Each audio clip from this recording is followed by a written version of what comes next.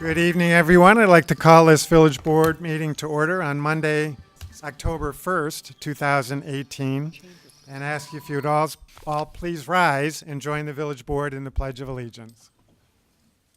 I pledge allegiance to the flag of the United States of America and to the republic for which it stands, one nation, under God, indivisible, with liberty and justice for all. Would the clerk please call a roll? Trustee Scaletta. Here. Trustee Sidor. Here. Trustee Baldino. Here. Trustee LaBedz. Here. Trustee Blackwood. Here. Trustee Glasgow. Here. Trustee Tinaglia. Here. Trustee Rosenberg. Here. President Hayes. Here. Before we begin the formal agenda, I just want to announce that we do have our annex room open and operating tonight, anticipating an overflow crowd for a number of agenda items tonight. So you can be assured that if you do sit in there, the live stream of what we're doing in here will be projected on the screen in there. So you won't be missing anything that's happening in here. And then hopefully there will be some vacant seats after the recognitions and presentations, and then perhaps you can move back in here after that. So just want to make sure everyone knows that you can have a comfortable seat in the annex right next door. Right, we'll move on then in the agenda to approval of minutes, and we do have two sets to approve tonight. The first is from the Committee of the Whole meeting from September 17, 2018. Are there any changes or passes? Pass. Approval. Got a pass from Trustee Scaletta, motion to approve from Trustee Second. Blackwood, and a second from Trustee Rosenberg. Any further questions or comments? Anything from the audience? Seeing none, all those in favor say aye. Aye. Any opposed? Next, the minutes from the Village Board meeting from that same evening. Pass again from Trustee Scaletta, Yes, sir. and I would entertain a motion to approve. So approval. Second. Motion to approve by Trustee LaBedz, seconded by Trustee Rosenberg. Any further questions or comments? Anything from the audience? Seeing none, all those in favor say aye. Aye. Any opposed? And next we move on to the accounts payable, and I call on Trustee Rosenberg. Thank you, Mayor. I'd move approval of the warrant register with a date of September 30th, 2018 in the amount of $1,915,580.74. Second. Motion to approve by Trustee Rosenberg, seconded by Trustee Glasgow. Questions or comments from the board? Anything from the audience? Seeing none, roll call. Trustee Rosenberg. Yes. Trustee Glasgow. Yes. Trustee LaBedz. Yes. Trustee Tinaglia. Yes. Trustee Scaletta. Yes. Trustee Sidor. Yes. Trustee Blackwood. Yes. Trustee Baldino. Yes. President Hayes. Yes. We move on then in the agenda to recognitions and presentations, and we do have some very exciting recognitions and presentations for you this evening. And so we thank everyone for joining us for those tonight. The first is a swearing in of Raymond Finnerty as police sergeant, and the next is the recognition of the Arlington Aces under 15 girls youth soccer program for becoming national President's Cup champions. And so first I'd like to call Raymond Finnerty up for his promotion. I'm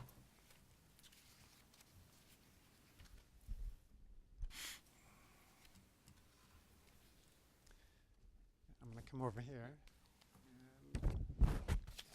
Thanks, Bert. Officer Ray Finnerty was raised in Arlington Heights and graduated from Rolling Meadows High School. He earned his Bachelor of Science in Criminal Justice from the University of Dayton. Ray joined the Arlington Heights Police Department in 1999. During his tenure with the Arlington Heights Police Department, Ray has served as a patrol officer, a field training officer, and evidence technician. More recently, he has served in the Criminal Investigation Bureau as a juvenile investigator and a school resource officer. He has been the recipient of numerous department commendations and letters of appreciation from citizens and other law enforcement agencies. In 2010, Ray received the L.W. Calderwood Officer of the Year Award, and in 2015, he received the Mothers Against Drunk Driving Top Cop Award. Ray has been married to his wife, Kim, since 2002, and they have two children, Raymond and Peyton. So Ray, let's make it official. If you'd raise your right hand and repeat after me. I, and state your full name. I, Raymond Finnerty, Having been appointed to the office of Police Sergeant having been appointed to the police sergeant in the Village of Arlington Heights in the Village of Arlington Heights in the County of Cook, in the County of Cook, do solemnly swear and affirm do solemnly swear and affirm that I will support the Constitution of the United States that I will support the Constitution of the United States and the Constitution of the State of Illinois, and the Constitution of the State of Illinois, and that I will faithfully discharge the duties and I will faithfully discharge the duties of the office according to the best of my ability. of the office according to the best of my abilities. Congratulations, Sergeant Finnerty.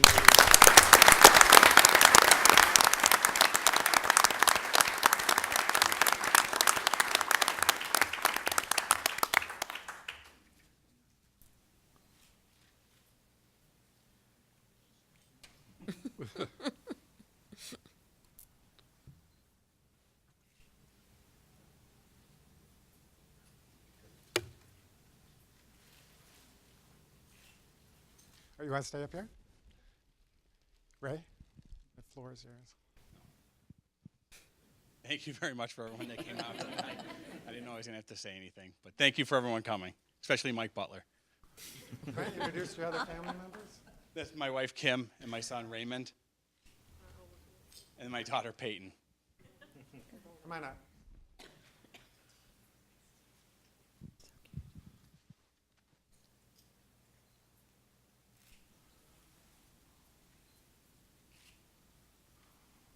Congratulations again. You have to do one more thing, and that's sign your oath in front of the village clerks. Over here. All right. Congratulations.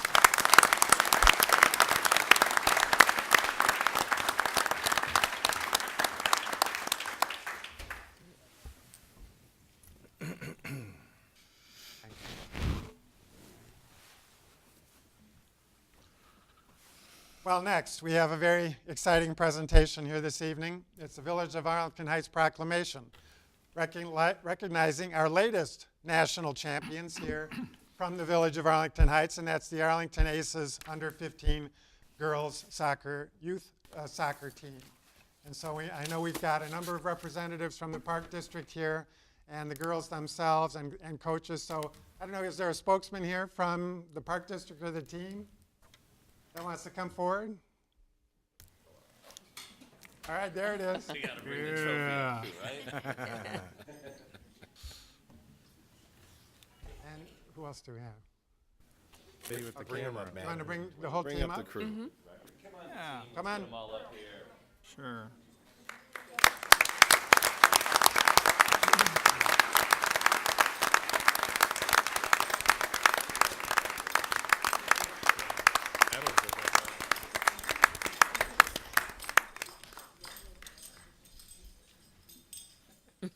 Cling, clang, cling, Yeah. clang. All right, all right. Let me just sneak through here.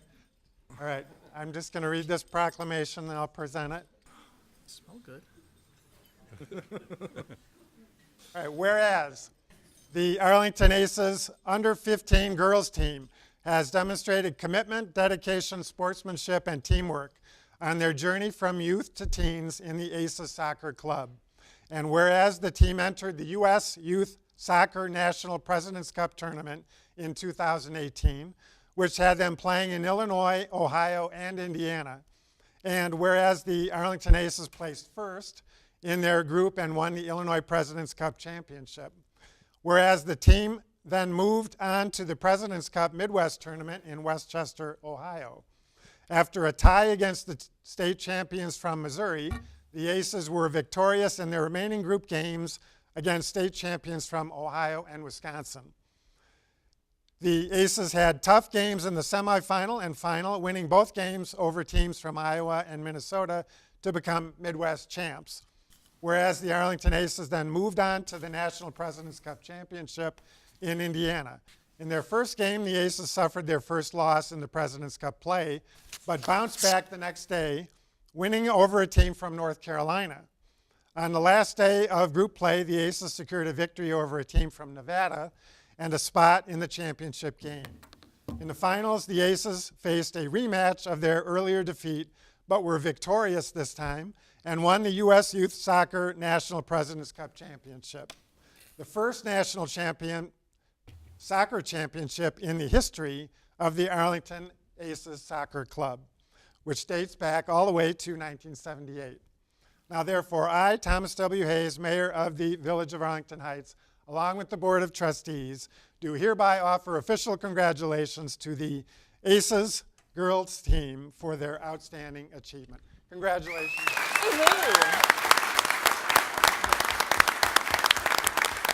Girl power.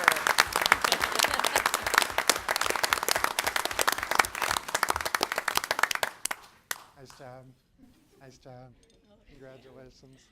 Nice job. Congratulations. Nice job.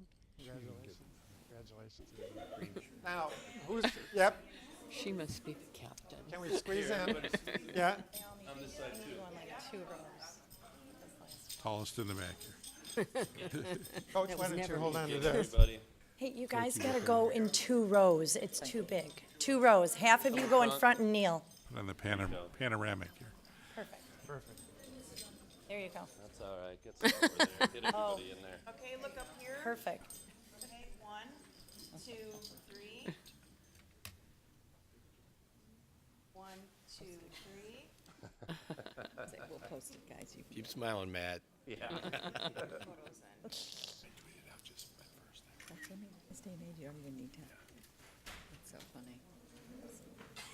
Good job. My lens was foggy. Okay, we got one more, Grandma. I saw a pretty cool light ceiling. Now she's got to get her own. Washington, D.C. baseball game. They kept stringing it along. All right, before you get away, who's going to be the spokesman? Coach, you want to say a few words? Yeah, coach. Oh, yeah. Or captain? Coach. Come on, Jay. Okay. Captain. Super cool. Thank the village. This is me. I'd like to thank my coach Dwayne and KT and Luz for a great experience and an awesome team. We've been together for a very long time, 6 years, and we worked up to this spot. So awesome. Okay, well said. Thank you very much, ladies. Yay, girls. Congratulations again.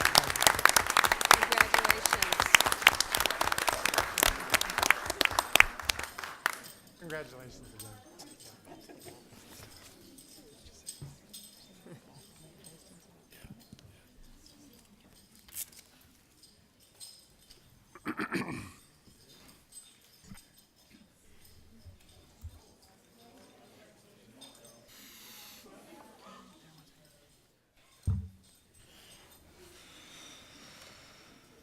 Cling, clang, cling, clang.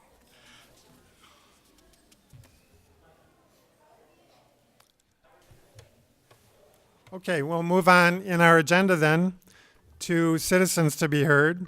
And I do have one citizen that wants to speak on an item not on the agenda tonight, and that's Melissa Kayer. Melissa? Hello, will the Village of Arlington Heights put their website address on the property tax bill? All right, Mr. Reckless, you want to address that? The village does not issue the property tax bill. That comes from Cook County. And so because there's so many different taxing bodies that are on that, it's really up to the county the kind of information that they would want to put on there. But for anyone listening at home, the village's website is www.vah.com. Okay, thank you. Okay, thank you, Melissa. Is there anyone else who wishes to address the board on an item not on the agenda? All right, seeing none, we'll move on then to old business, and we do have one item tonight to report out from our committee of the whole meeting from earlier this evening, and I call on Trustee Scaletta. Thank you, Mr. Mayor. I would move now, as I did earlier this evening, to concur in the mayor's appointment of Rich Casey to the Arlington Economic Alliance with a term ending April 30th, 2020. Second. Motion by Trustee Scaletta, seconded by Trustee LaBedz. Any questions or comments from the board? Anything from the audience? Seeing none, all those in favor say aye. Aye. Any opposed? All right, Rich, if you come forward to the podium. And we're going to make it official. And if you just raise your right hand and repeat after me, I, and state your full name, I, Rich Casey, having been appointed to the Arlington Economic Alliance having been appointed to the Arlington Economic Alliance in the village of Arlington Heights, in the village of Arlington Heights, in the county of Cook, in the county of Cook, do solemnly swear and affirm do solemnly swear and affirm that I will support the Constitution of the United States that I will support the Constitution of the United States and the Constitution of the State of Illinois, and the Constitution of the State of Illinois, and that I will faithfully discharge the duties and that I will faithfully discharge the duties of the office according to the best of my ability. of the office according to the best of my abilities. Congratulations, Rich. We know you will. Thank you. Come forward.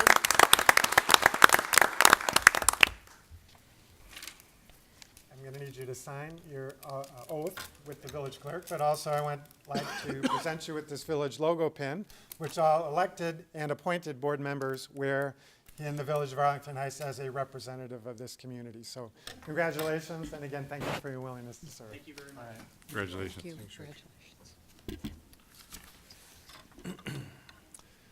We move on then to the consent agenda. Are there any members of the board who wish to remove an item on the consent agenda? Seeing none, anyone in the audience wish to remove an item on the consent agenda? Seeing none, are there any members of the board who wish to vote no or pass on any items on the consent agenda? Move approval. Is there a second? Second. We got a motion to approve by trustee Glasgow, seconded by trustee Baldino. Any questions or comments from the board? Anything from the audience? Roll call. Trustee Glasgow? Yes. Trustee Baldino? Yes. Trustee Rosenberg? Yes. Trustee Scaletta? Yes. Trustee Sidor? Yes. Trustee Tinaglia? Yes. Trustee Blackwood? Yes. Trustee LaBedz? Yes. President Hayes? Yes. All right, we move on then to new business, and we do have one item tonight. That's a sign variation requested by H&R Block for the location at 1040 South Arlington Heights Road. Is the petitioner present? Yes. Come forward if you would. And just identify yourself for the record, both of you. My name is James McInerney. I'm a H&R Block franchisee. Sean Harris, sign contractor, South Water Signs. Okay, thank you. Tell us what you're looking to do here. Well, you go ahead, John. On this building, it sits off of Arlington Heights Road, south facing. They're looking to place one sign on the north facing side of the building and one on the south facing side of the building. Okay, and I understand this comes before us on a unanimous recommendation of the Design Commission. That's correct, Mayor. It was recommended by staff and the Design Commission. Fairly straightforward request to have a second sign on the building. The architecture of the building is such that with the columns it makes it difficult to add a sign on the front facade, so they're putting one on the north and one on the south sides. I have an inability to put a monument sign in front because of the building is so close to the road. Right. Questions from the board. Trustee Scaletta? Thank you, Mayor. So I'm very familiar with the building and the location, and I've gone through all of the materials that were provided, including the minutes of the meeting. I think it's really important for them to have this sign variation, aside from being able to market their business. It's more important that people that are traveling in each direction are able to identify where they're going, because when they don't know where they're going is when they're causing traffic congestion or accidents. So I would move approval. Second. Motion to approve by trustee Scaletta, seconded by trustee Sidor. Further questions or comments? Trustee Rosenberg. Thank you, Mayor. Is this a new franchise or an existing franchise that you're just I've been in taking? business there since 1978. And, But is the H&R Block a new part of it, or? well, it's actually my corporation. I sold my business to H&R Block 3 years ago, actually, in 14. I purchased the building in 16, and so, but I've been there for 1978. Okay, thank you. Sure. Any further questions? Anything from the audience on this item? Seeing none, we have a motion and a second to approve. All those in favor say aye. Aye. Aye. Any opposed? Congratulations. Good luck to you. Thank you. Thank you. We move on then to the report of the village manager, Mr. Recklaus. Thank you, Mayor. Tonight, we're going to be doing an early review of a proposal for the development of the northern three-quarters of the block that's bounded by Highland, Campbell, Chestnut, and Sigwalt, called Arlington 425. It's important for me to point out that no final decisions will be made this evening. The early review process allows developers to present projects to the board in order to gauge their general acceptability before beginning the formal review process. It should be understood that the results of the village board early review do not commit the village to approving or denying a development proposal if and when the proposal moves through the review process. It's simply an opportunity for the developer to obtain a degree of preliminary feedback from the board. If this project goes forward, it will have to go through many more steps, including formal reviews by the Plan Commission and Design Commission and other review by the village board before a final vote. The public is welcome to attend any of these meetings. Staff has conducted a preliminary review of the proposal, and given the significance of this project, staff took the added step to meet with each village trustee and the mayor individually to go through the concept plan for their information. Staff has communicated both the staff's preliminary comments as well as the informal feedback from individual board members to the petitioner. The petitioner also conducted 2 public meetings in advance of this meeting so that their project could benefit from public input as well. However, this is the first time the village board will have the opportunity to discuss and give direct feedback to the petitioner as a group. At this point, I'm going to be handing things over to the petitioner so they can present their plan, and then Mr. Perkins will be providing some additional information for context, but I believe Trustee Tinaglia has something to make note of. Thanks, Randy. My firm is the architectural firm that's been hired to do the design work on this project. And as I recused myself for the CA project before it, I'm going to do the same thing tonight. There are representatives from ownership and my firm here to take care of it for the rest of the evening. Okay. So I'll excuse myself. Thank you. All right, and the petitioner is present, Mr. Frisell. Good evening. It's good to be back, and it's always enjoyable getting here at the beginning of the meetings to watch the awards and presentations, what pride you almost have in the accomplishments. So many accomplishments over the years. In any event, I come to you tonight as the attorney and one of the leaders of the development team for this project. As you may be aware, the petitioner has, the owner of this property has owned it for several years. We are all too familiar with this area, the surrounding areas of this project, and of course, we also come to you with the benefit of having gone through a recent process on the south quarter of this and learned a very significant amount about how to and what to do and what not to do in presenting a project of not only that magnitude, but certainly this magnitude to the village. I'm not sure how many fully development blocks are available within the village in the downtown, but as far as I can tell, this is the only one, and it is an extremely important one, and we recognize the significance and importance and attention that has to be paid to the development of this project. Ownership over the period of years has met with staff with various concepts a few times. It is now the ownership of CCH LLC, that's the formal owner and developer, would like to move forward with the actual development and construction on this site. However, in order to do so, we were given several, we have more or less a palette upon which we have to construct and develop this property. We've had to observe the current zoning of this property, which consists of, I believe it's 18 separate lots, 14 of which are zoned B5, and 4 of which are currently zoned R3.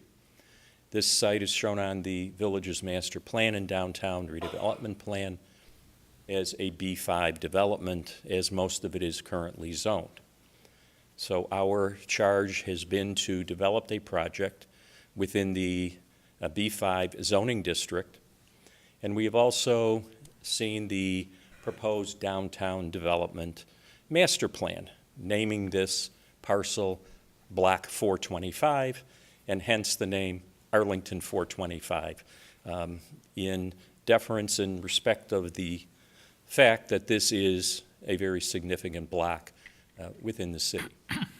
The project consists of 3 separate buildings, as you can see, and knowing that you have seen the conceptual plans as in the past, as Mr. Recklaus mentioned, I wanted to not only give you an update as to feedback we received, but we received feedback from staff. We received feedback from Mr. Recklaus.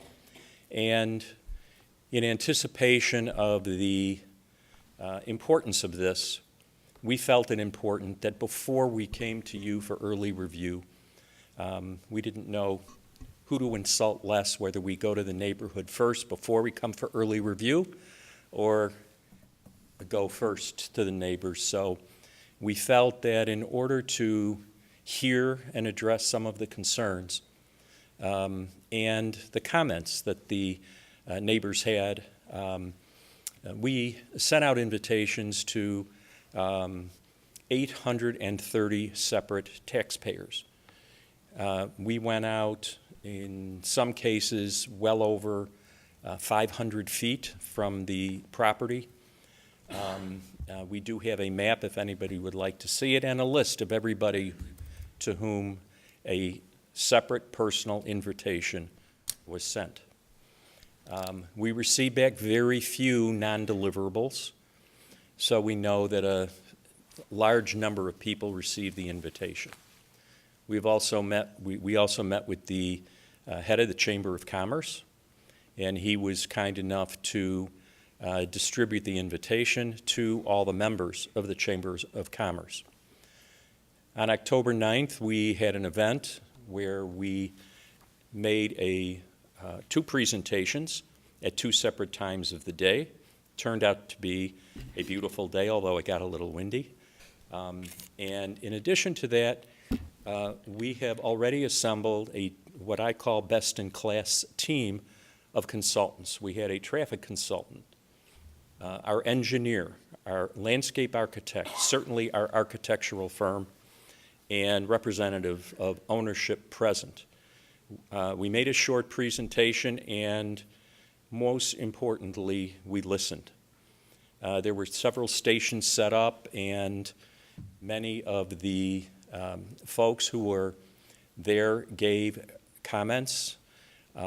Our feedback from our team was that most of the comments were very positive about the keeping of this site within the design that is more or less fitting for downtown redevelopment, and specifically downtown Arlington Heights.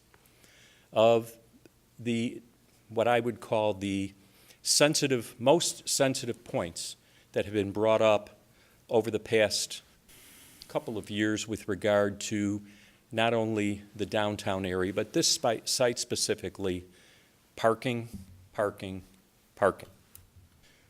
We plan to build a parking deck. We plan to have approximately 450 cars in that parking deck.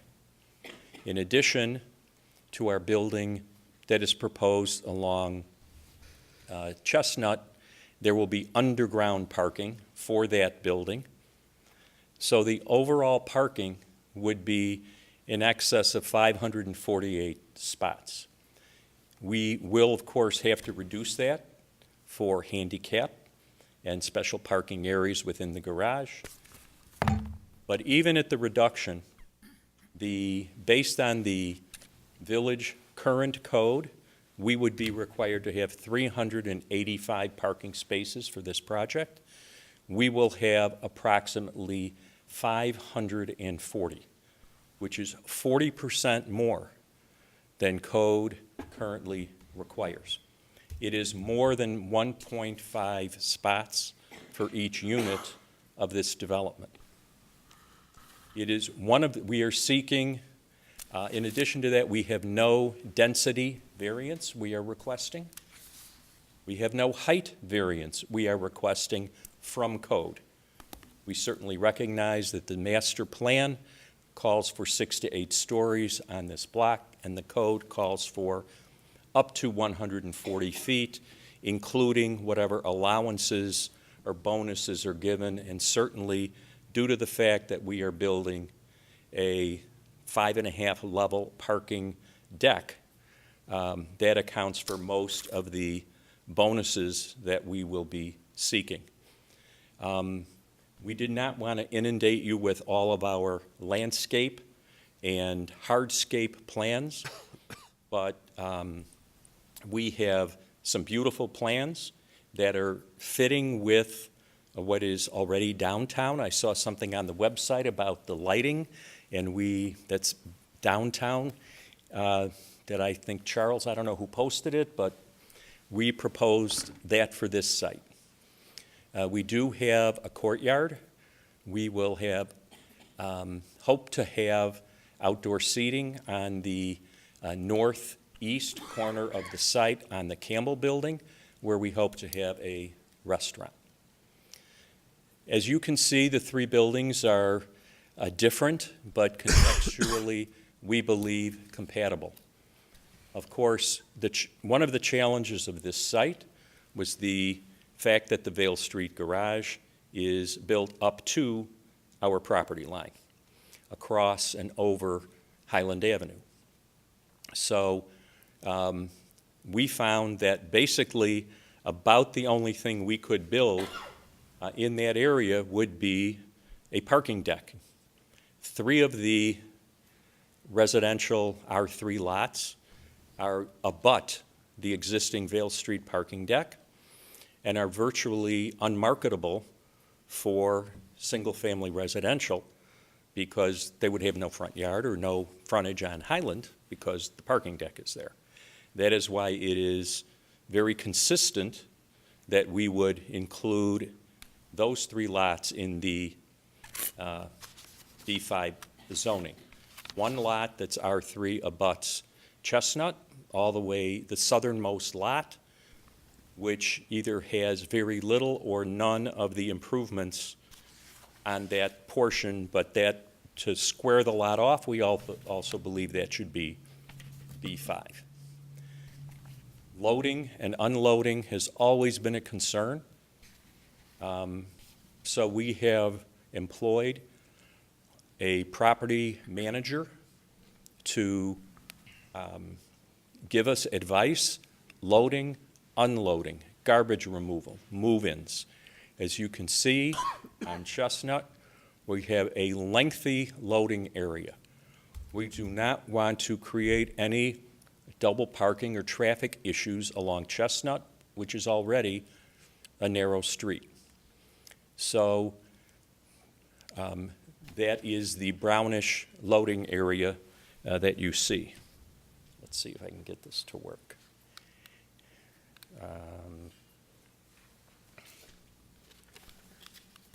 How do I get to the next one here, Charles?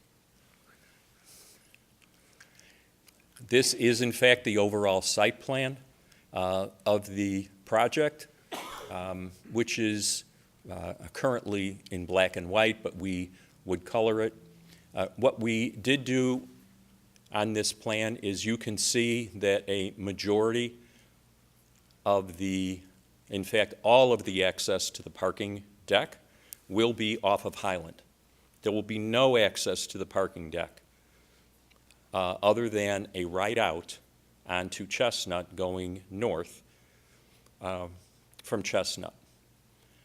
The entrance, southernmost entrance to the project on Chestnut will be solely limited to the Chestnut Street building and the units within that building. We have modified some of the loading areas internally so that we will comply with all fire code turning radius requirements. And in fact, we are seeking very few variances on this project. The most significant variance, we think, is a very positive one. In B5, as you all know, the first floor is supposed to be retail. It would be totally inappropriate, in our opinion, to put retail along Chestnut Street on the Chestnut Street building. So one of the variances we are requesting is to not have retail on the Chestnut Street building. One of the other variances is, I believe there were 4 or 5 at this point. Depending on the final plan, going through the process, there may be more, there may be less. The 8-foot dedicated setback on Chestnut truly inhibits the ability to construct the buildings and leave the space between the buildings on both Chestnut and Highland. So that would be one of the variances.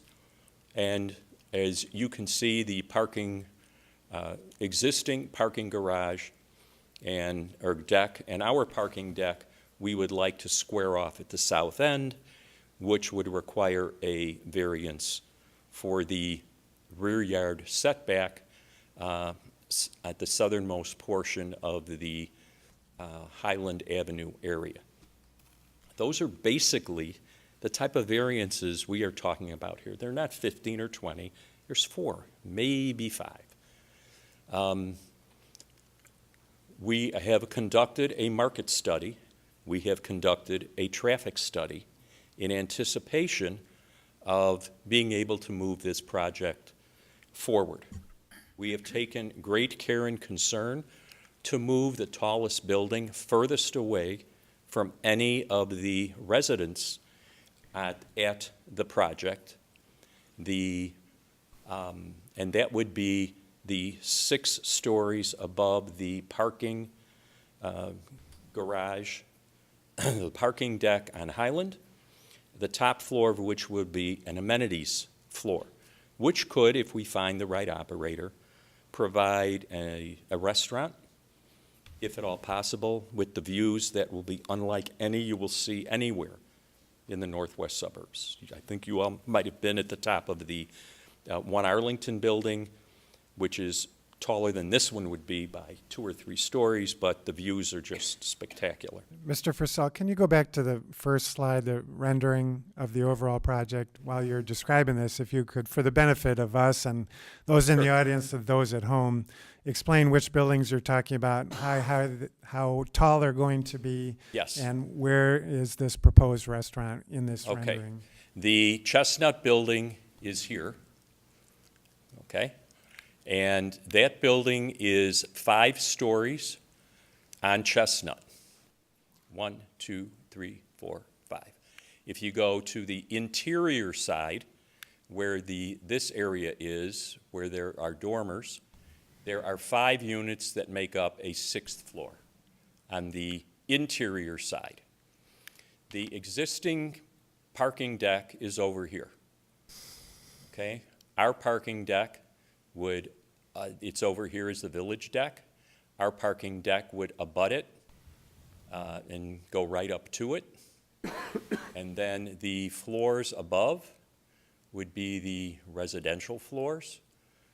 And the amenities floor would not be the entire top floor.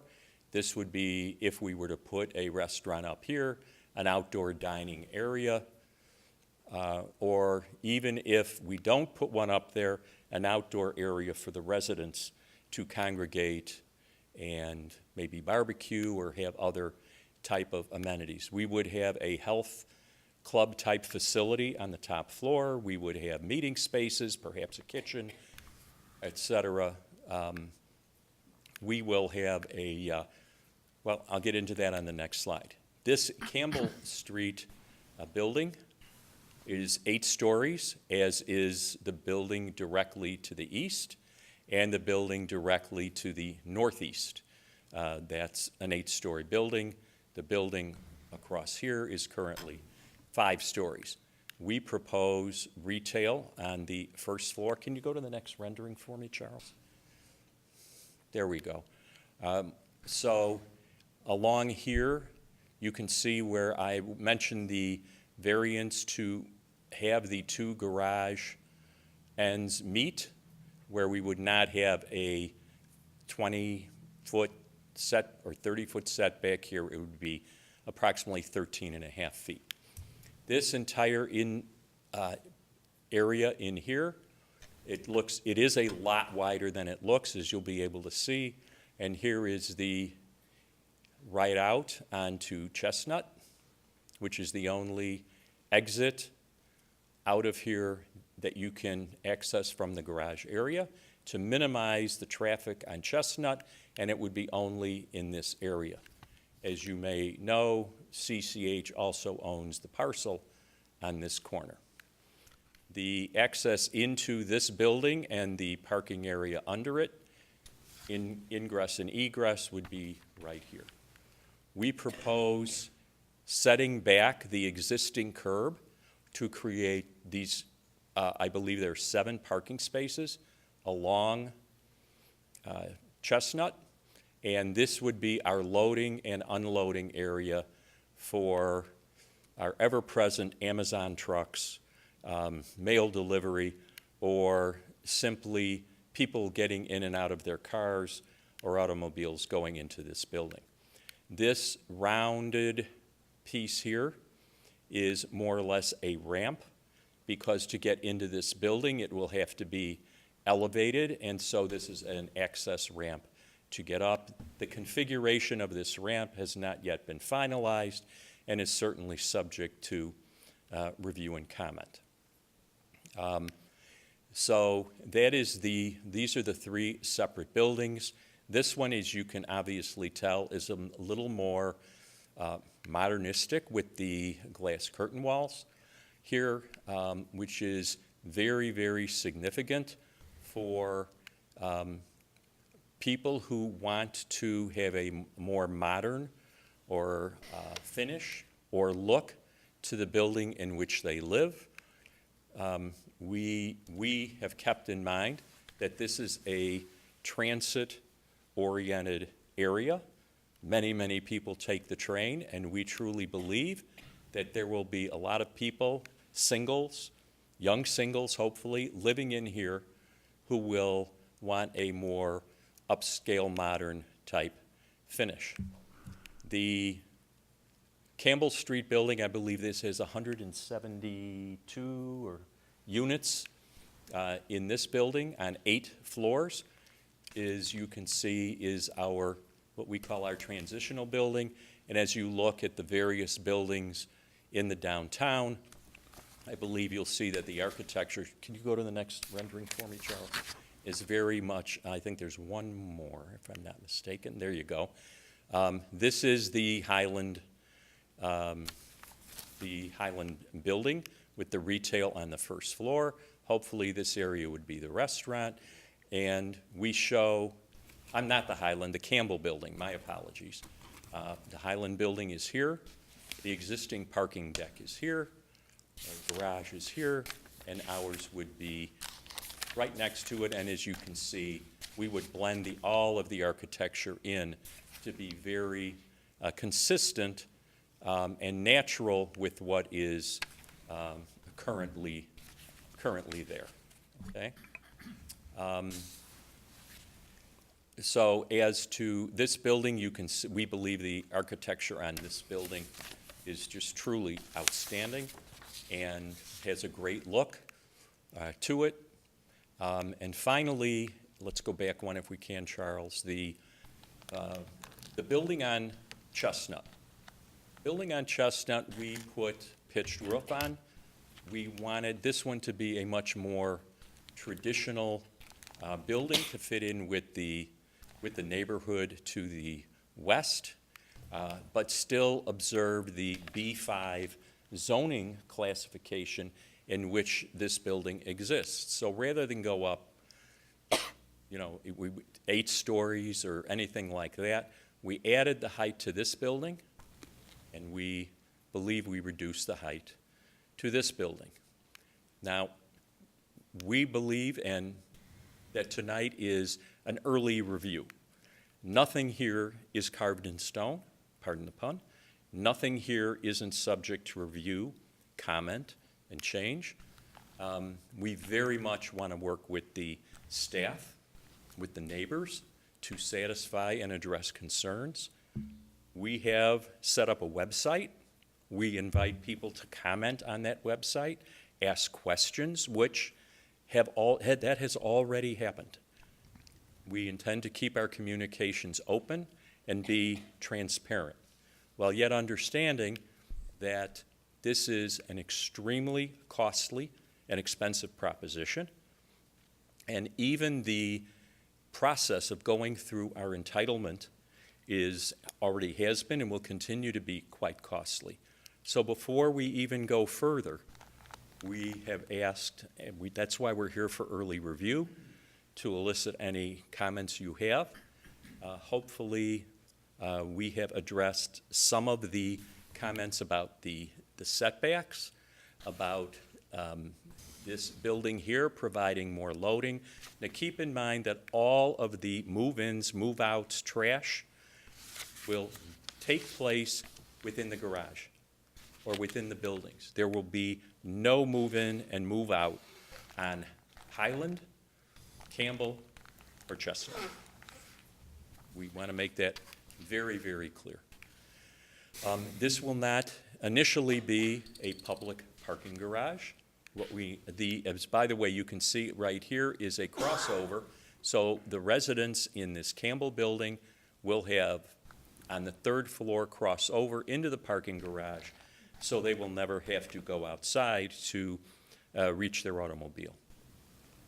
We believe that due to the amount of parking we are providing, well in excess of code, and the fact that this is a transit-oriented project, that we will have room on the first and second floor to make sure we have plenty of guest parking, plenty of parking for the retail customers. We will encourage all of the retail customers to park in our deck and not on the street and not in other village parking areas. Certainly, if we put a restaurant here of the caliber we are thinking, we would encourage them to have valet parking and make sure that they park the cars in the deck. I'm not sure how much, we have any other slides? I believe that's all we basically had. We are here with our architects to answer any questions, concern, and basically to listen to your comments. And hopefully you will agree that we have taken considerable strides to listen, to accommodate, and will continue to do so given the palette, as I said earlier, that we've been given to construct this project on. And thank you very, very much. Mr. Perkins.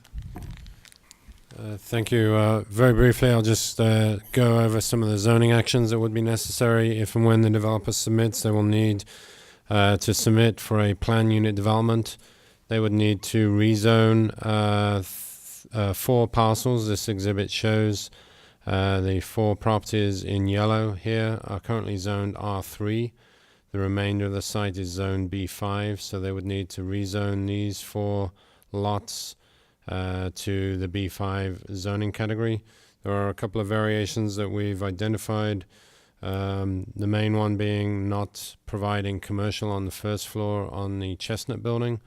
There were, in the preliminary plans that we reviewed earlier this year, there were some other variations dealing with loading spaces and things of that nature that would need to get flushed out during the review process.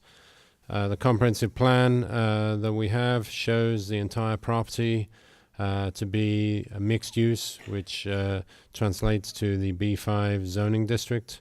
The southern portion of the block that the board discussed extensively over the last 12 months or so is high-density residential designation on the comprehensive plan, and that relates to an R7 type zoning. And then on the west side of Chestnut, you have high-density residential on the north portion, and then attached single family on the southern portion on the west side of Chestnut. The history of the comprehensive plan, talked a little bit about that at a committee meeting in June when the board discussed the southern portion of this particular block. And back in the 70s, high-density residential went all the way to Ridge Avenue, and at one point even the west side of Chestnut here was also high-density residential. And then in the 70s and 80s, the southern portion of this block was also B5. And then in the 87 and 88 comprehensive plan, the southern portion of this block was changed to high-density residential. So there's been a gradual contraction of the downtown area over the decades. All of those changes to the comprehensive plan have occurred with public hearings before the Plan Commission, recommendations from the Plan Commission, and adoption of an ordinance by the Village Board to effectuate those changes. There are, in the packet that you have, there's a 6-page memo, and there's also a 6-page letter that went to the developer with some preliminary comments. We are asking to review a detailed traffic and parking study. All the necessary studies and plans and detailed drawings would need to be provided. We would also be asking to see accurate cross-sections to show the proposed buildings in relationship to the adjacent properties. I'll be happy to answer any questions. I didn't want to spend too much time. It's really for the board to ask questions of the developer. Okay, thank you, Charles.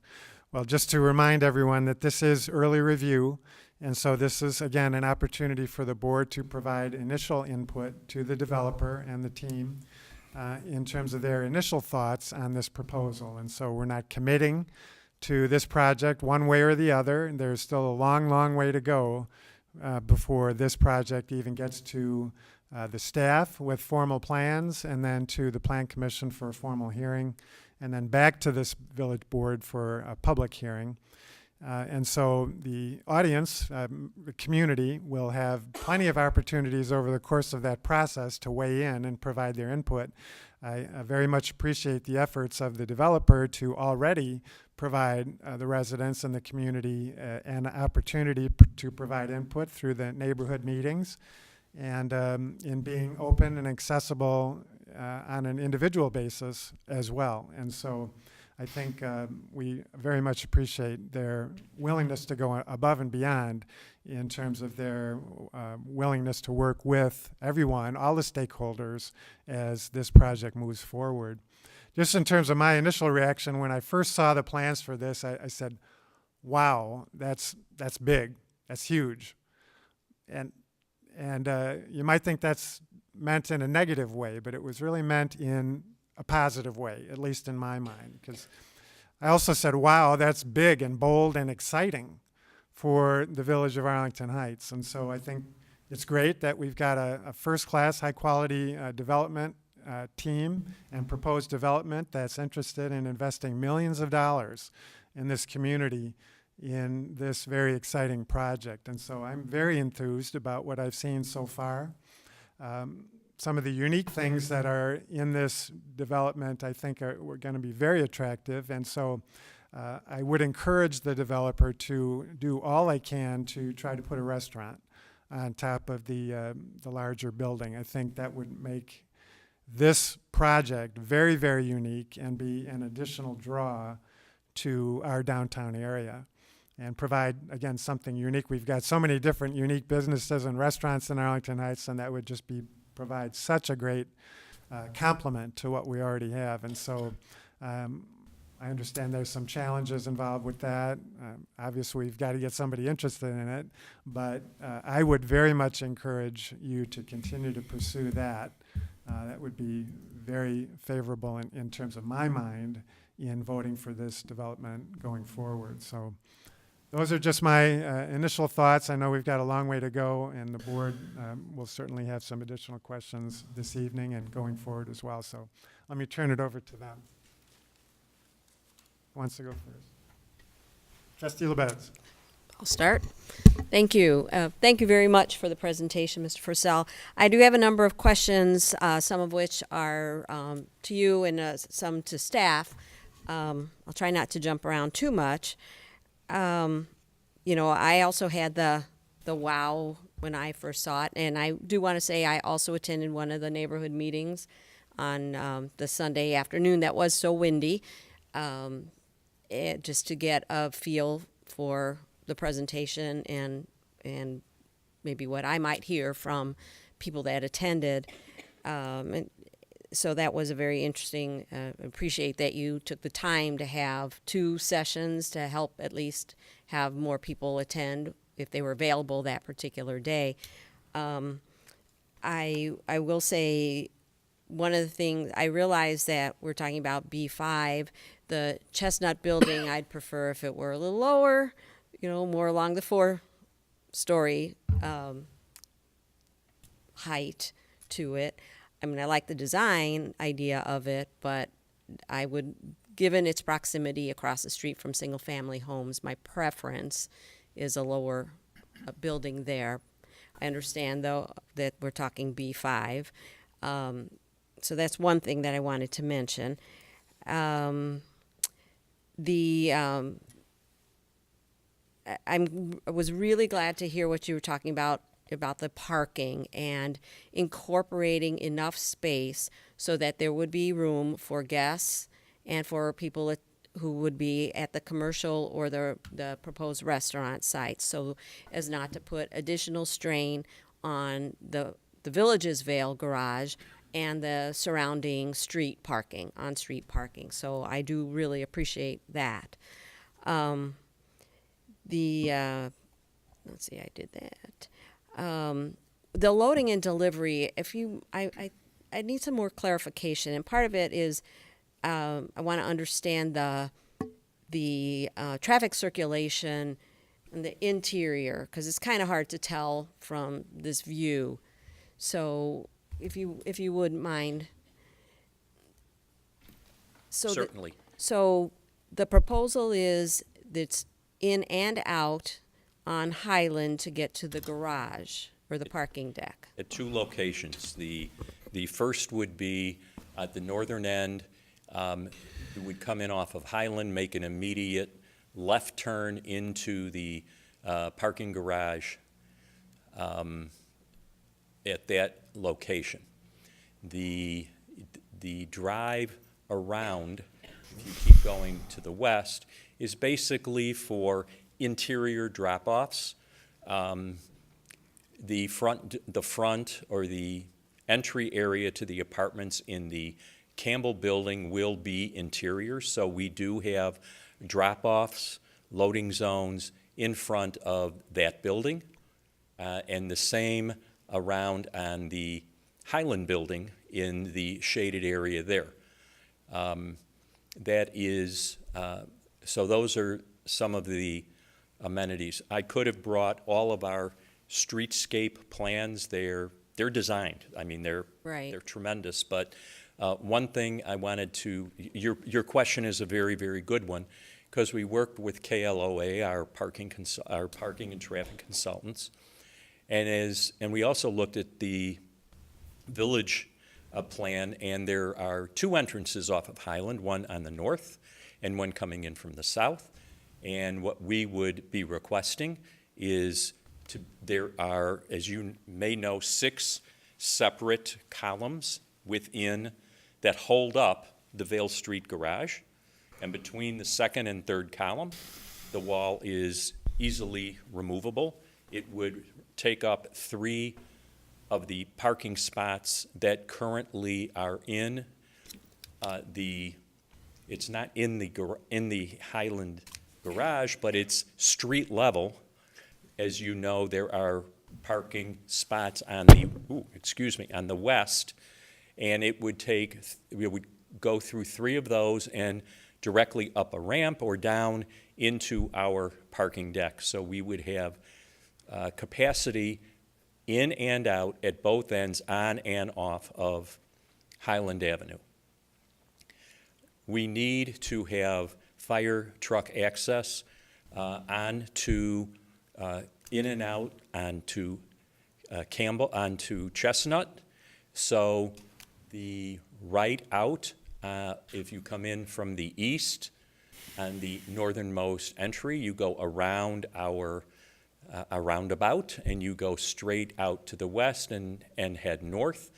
All the turning radii within the interior will be sufficient for the largest fire truck, because our initial comments from the fire department that staff provided is they want to make sure that there is a capacity and ability to get to the Highland building. To the Highland building, certainly you can get to the Chestnut and the Campbell buildings from the street, but wanted to make sure that there were not going to be any issues accessing the Highland building. The only entrance and exit on Chestnut, as I said earlier, which is at the southernmost area, is solely for that building.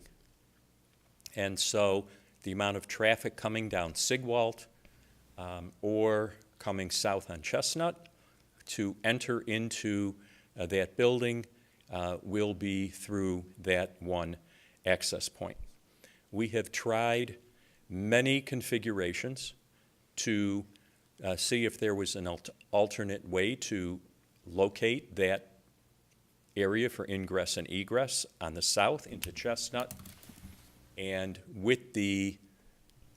without making too much traffic coming through on the north, we felt that the area to come in off of Chestnut simply or solely for the building on Chestnut would be this one access point. We have received comments about knee walls and views and everything else that we will certainly comply with.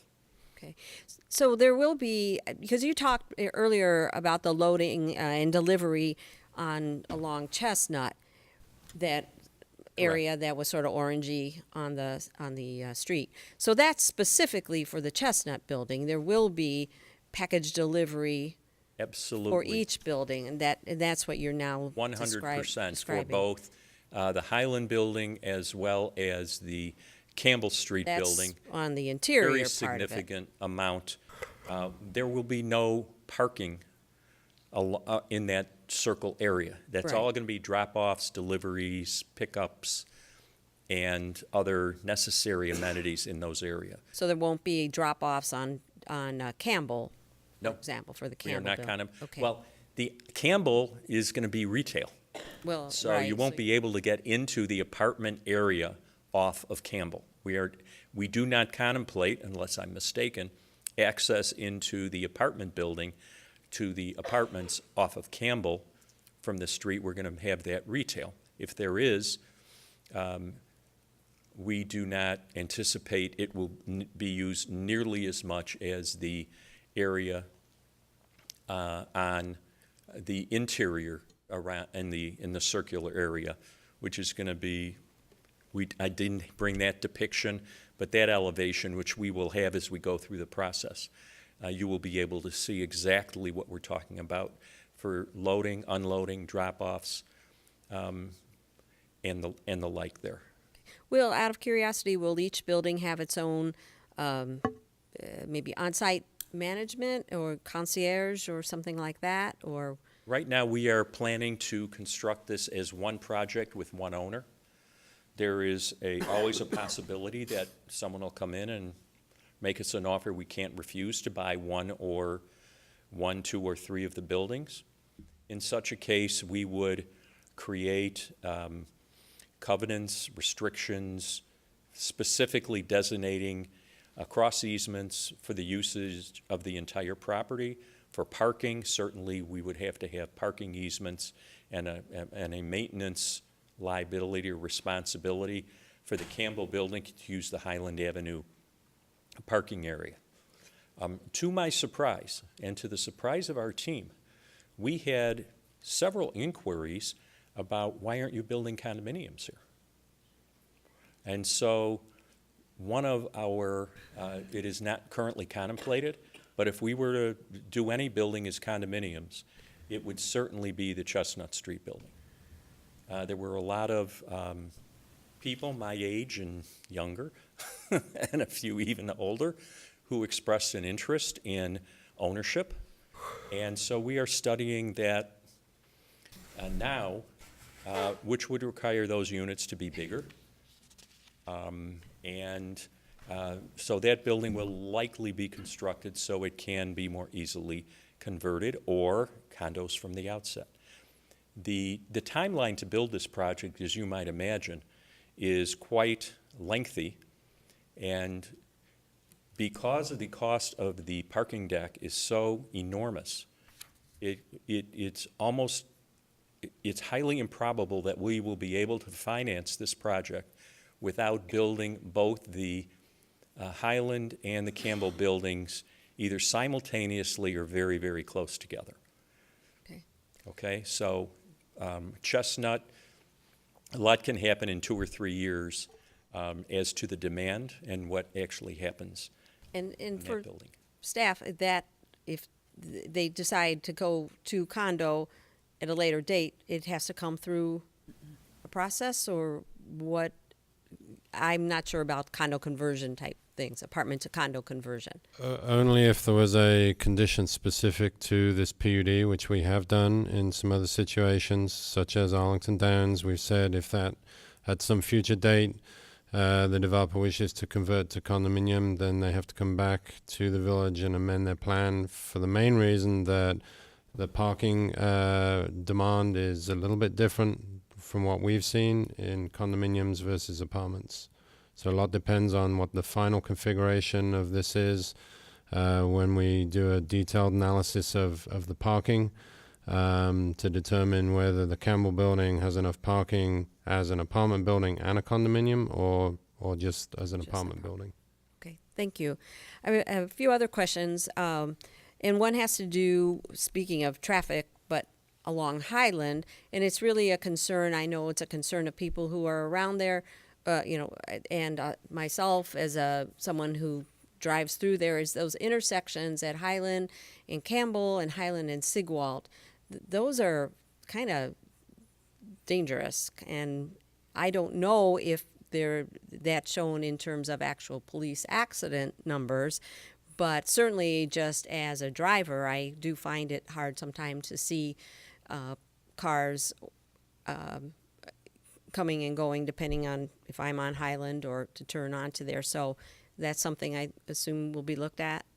Yes, that's correct. That would be part of what we're expecting to see analyzed in the traffic study, and then we will also analyze that, especially on Sigwald. The data, when we looked at it with the CA Ventures project, there was not a lot of accidents. We did hear from some neighbors that, they were concerned about it, and so with this particular development, we would be taking a closer look at that. Also on Campbell and Highland, or just east of Highland, the village did its own study about 1.5 years ago, where we hired Hampton Lenzini engineering firm. They actually did detailed traffic and pedestrian counts to look at creating mid-block crosswalk near Metropolis, and so that mid-block crosswalk has been engineered and designed, and we're just waiting on the engineering department to dovetail into their storm sewer projects and things like that, so that improvement could get made. So we'd be looking at that as it relates to this as well. Okay, thank you. Another question about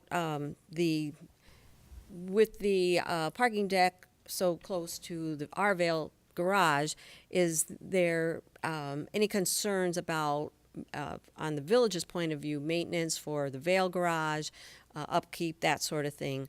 So is that what about access and so on? We just did a big fixing up project, so Correct. it should be good for a long time, but still.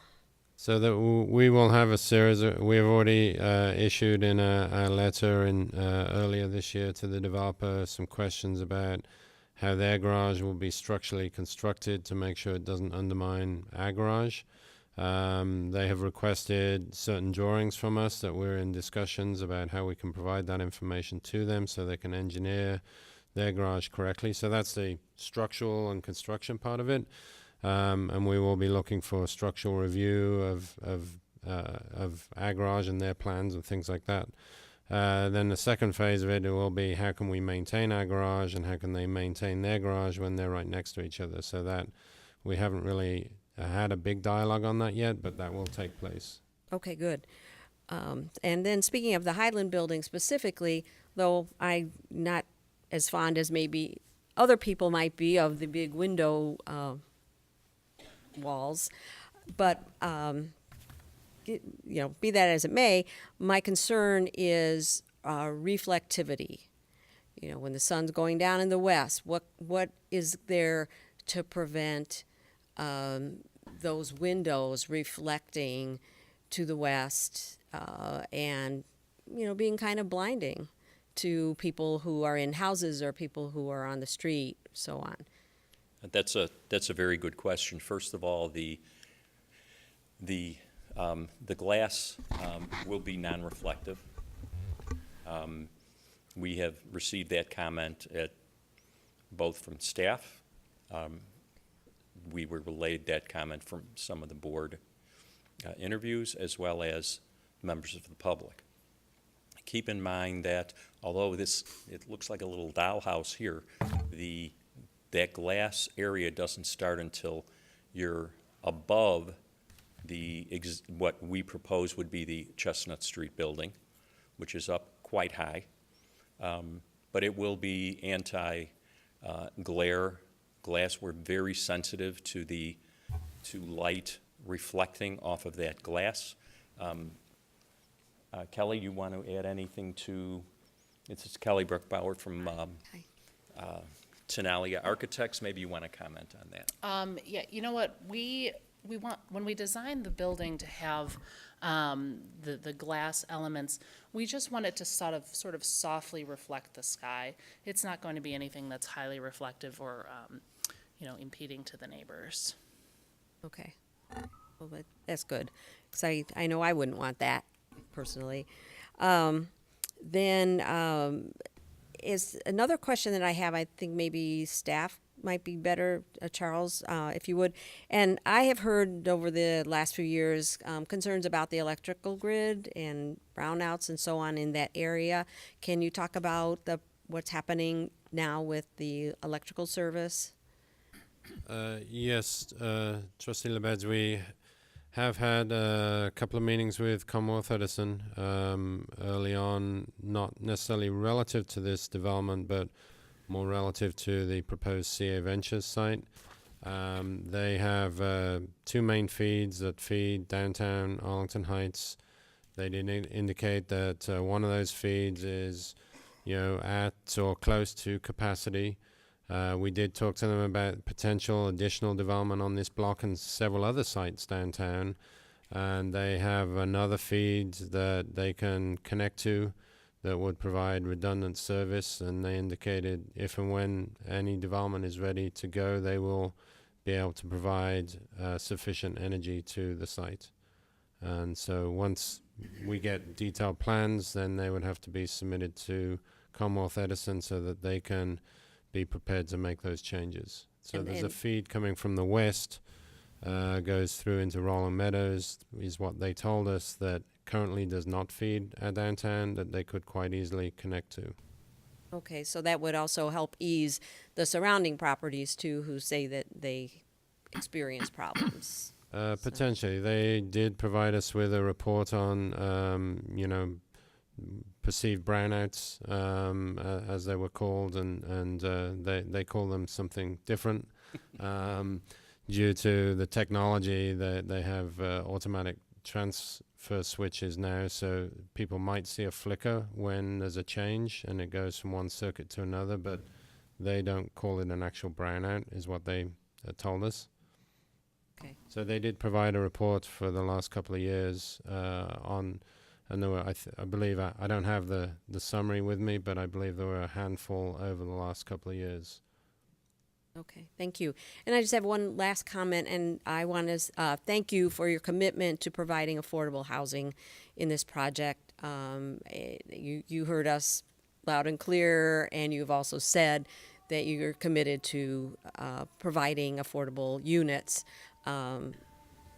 and so we'll see as the process goes, I guess, how many that would be and where exactly. But I think it's I'm glad to know that people whose income levels are not as high as other people's income levels will have the opportunity to live in these buildings, should we go through with this, should we approve it, and they get built and so on. Yes, and we are absolutely committed to that premise. It depends on where we are code-wise at the time. We will absolutely have significant number of affordable units, if not all of them. I can't commit at this time because we have to see how many units we end up with in what building. Right. You know, we've got different studies. By no means is what you see tonight the final product as it relates to unit counts and what buildings. It might be switched around, and therefore depends on what the code requires, but we are absolutely committed to the affordable housing. And for, I just want to say this because I am very much an affordable housing proponent, is this isn't low-income housing. This is correct. Affordable housing. Mm-hmm. And the village has a code. And there are people who want to live here who simply don't have the income levels to afford the rents. And so therefore, we're absolutely committed to provide affordable housing at this project. Great. Thank you for that. That's all I have now. Thank you. Who's next? Trustee Blackwood. Mr. Purcell, I was looking at the building on Chestnut, or the Chestnut Street building. Is there going to be parking in that building specifically for the residents of that building, or are they sharing the Highland parking? I apologize if I brushed over that. Number one, all of the parking for that building, as we sit here today, will be in a garage under that building. It is not anticipated that they will be parking in the parking deck.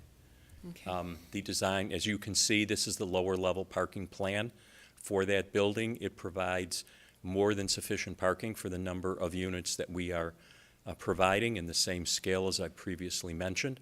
So you will have to be a resident of that building to park here, or a guest of a resident of that building in order to be able to park under that building. But yes, that building will be a wholly separate and sustainable building, and that is why, in my personal opinion, this is more adaptable to if you're going to convert or build anything as a condominium, you want your parking in your building with your dedicated parking. So yes. So none of the 5 levels that you're talking about in that particular building is a shared, the parking is completely underground as opposed to partially underground.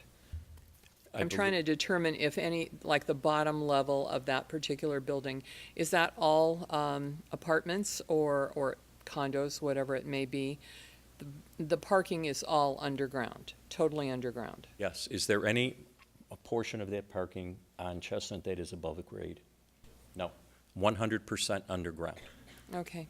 Has there been any consideration to possibly, going back to Trustee LaBedz's question about energy, any solar energy on the top level of Highland? I'm sure it's expensive to do that, but I was just asking the question.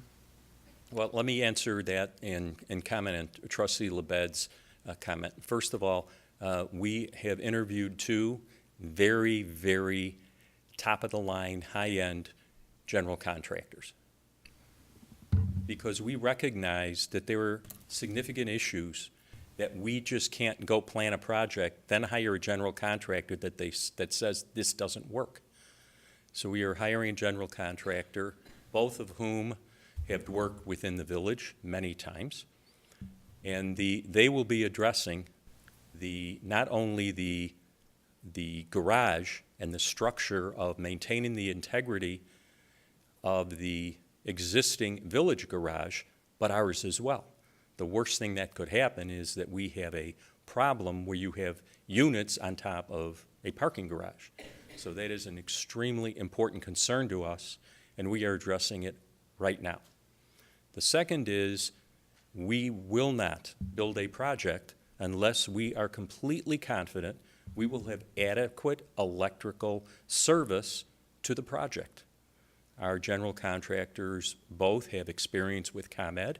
We are keenly aware of the previous comments that were made. Our property management consultant, Deb Smart, who is familiar with the downtown, has contributed to this discussion. And the third item, which we have not mentioned yet, and I should have, is 100% of all of the stormwater detention on this project will be underground on this project, on this site. There will be no off-site detention whatsoever off of this project. So that's the third reason we are hiring pre-construction general contractor to assist with not only coordinating these areas, but to be quite candid with you, value engineering the site so we can afford to build it the most efficient and productive way while preserving the integrity and the design that we have created. And I can appreciate that, but going back to the solar energy aspect of it, I know you're working, you're considering look it. at that. Okay. Sure. There's certainly an aspect to a modern building as sizable as this is, and attracting the type of residents that you want, which I presume would be, as you indicated, probably single or young families, or young married folks that would want and would be attracted to clean energy. So that's what I agree with you wholeheartedly, and this is not intended to be a build and sell or a temporary hold. So in the long run, we're going to look at what is the most efficient in the long run to build on the site, and that is what we will be consulting with the general contractors who know a whole lot more about this than I do as Certainly. to the possibilities. Thank you for that. No further questions, Mayor. Thank you. Trustee Sidor. Thank you, Mayor. Thank you, Mr. Purcell, for your presentation. Sure. And all the things you've done prior to this to prepare for it. So, Charles or Mr. Purcell, I have a question on this, on the site plan drawing, first of all. So, living right there, right on Highland Avenue, where is it's hard for me to tell where the entrance on Highland to the garage, the two entrances and exits on the Highland Avenue garage, or the Vale Street garage on Highland Avenue, are in comparison to the ins and outs of this project on Highland Avenue.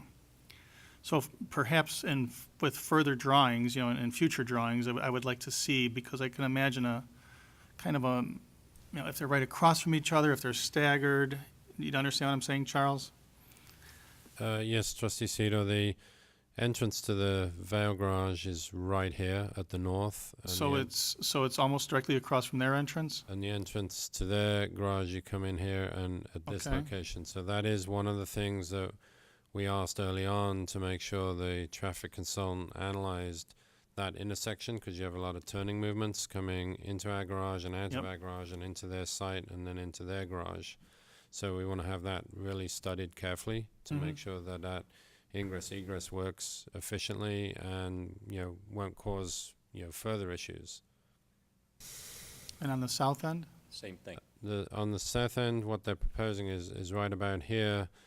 As you enter into the garage, they're proposing to come through the garage, remove 3 or 4 parking spaces, remove one of the spandrel panels at grade, and enter into the site at that location. And where's our entrance? Is our entrance directly across from there as well? So we have an entrance into the garage at this point, but we also have an entrance going into the main garage west-east at Okay. about this point. So we don't have the drawings to see where that lines up. Ideally, you want them to line up and not be offset. So we'd have to look at that when they submit detailed drawings. If I may, just for clarification, the outside walls, the north and south walls of our building right there, they do line up with those entry arches into the existing garage. I understand that. I was more concerned about the actual, entrance and exits of the garage, because already it's a little crazy under there. And just to stay on the Highland Avenue traffic issue, as I talked to Randy the other day, Randy, I said, there are 3 loading trucks on Highland Avenue delivering various things to various whatevers, the restaurants that we have downtown and the retailers that we have downtown. And you couldn't navigate Highland Avenue at all. One was on the, east side of the street, was on the west side of the street, and there was another one under the garage on the west side of the street.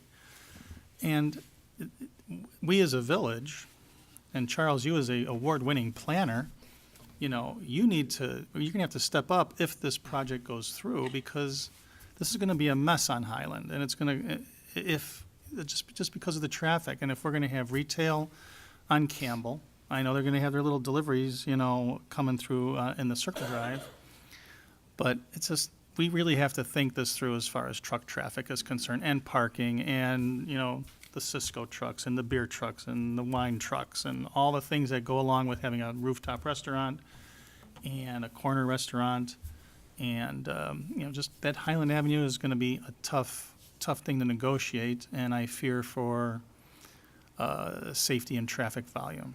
And as well as pedestrian, because now people are gonna be walking 1 block farther west, right? And it's just gonna be an issue, I believe, so I would really like to see that thought out, because I'll be asking that question again in the future. Now let's go to the pictures, because everybody likes to look at pictures. Yeah, that's a good one. I like the glass. I didn't think I was going to like the glass, and I liked the glass even before you brought the brick up. When you had even more glass on it, the original one, because when you look at it, in my opinion, sorry, Robin, but my opinion is that a building of that size, that the glass lightens it. If that thing was just all brick, all the way up that high, I think it would be feel so heavy.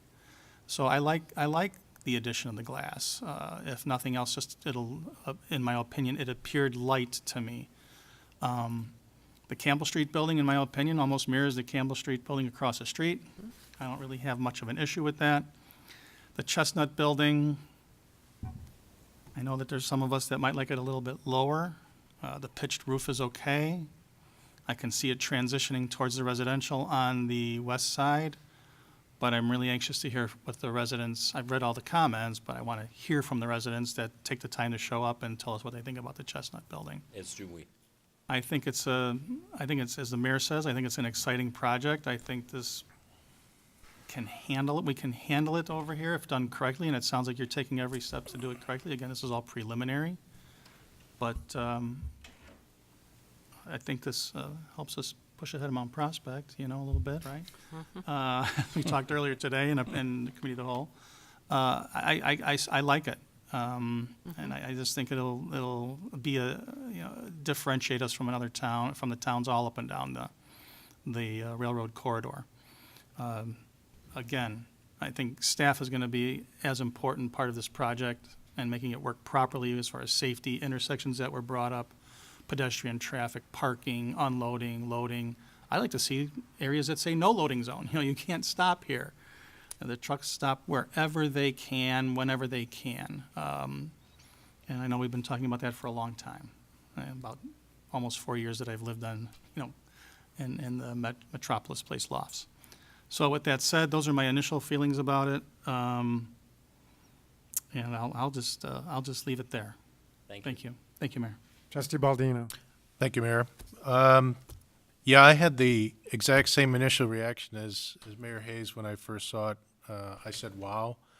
But it wasn't necessarily a good wow to start with. When I sat down and talked to village staff and we started working through the concepts here and the designs, I got more and more comfortable. The thought that kept going through my mind was it seemed right-sized, and I couldn't really put my finger on how I felt that way or why I felt that way.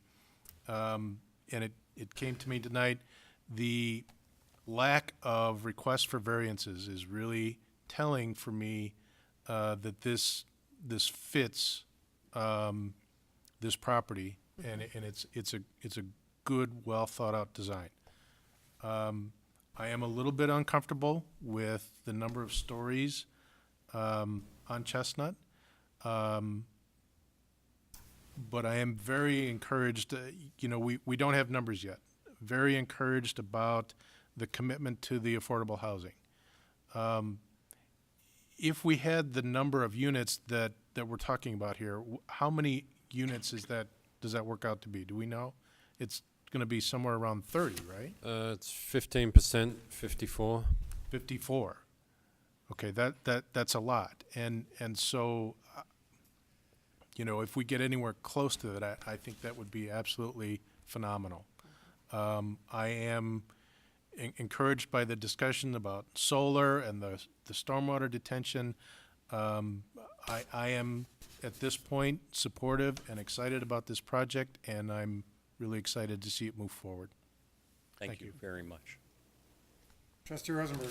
Thank you, Mayor. From the minute I looked at this project, I thought it was great. I think you've done a great job, and I think it's sized right. I don't have an issue with the size of the buildings. I think you've done a good job as far as with the parking. I do have some concerns over egress and ingress from Highland, from Chestnut into that circle area, how that's going to be all regulated, as Trustee Sidor said, with deliveries and issues of people making deliveries, like even food deliveries and things like that, leaving their cars there and running up to apartments and delivering those things. So I think those kind of things have to be worked out. I also have a concern about how we prevent people from, so to say, the general public from potentially using the lot on Highland that may be dedicated to residents. Oh, yes. It'll be absolutely gated with a key card. Yeah. Okay. If you want to park, you will either have, there's such sophisticated parking mechanisms today that for sure you will not be able to park in the resident area of that parking garage without a pass. So what about the areas that you've indicated are designated for guests of residents or people who might be using the commercial spaces or visiting the commercial spaces? How would those be dealt with? What our intention is to consult with a parking deck company, like there's a few, Walker Parking, and there are a couple others, two great big ones, who have the most sophisticated software and technology for in and out, especially for limiting to retail parking. And we do intend to, we need to control it. Right. Number one, we need it. We don't want customers of the retail saying, it's too crowded around here, I can't park, I'm going somewhere else.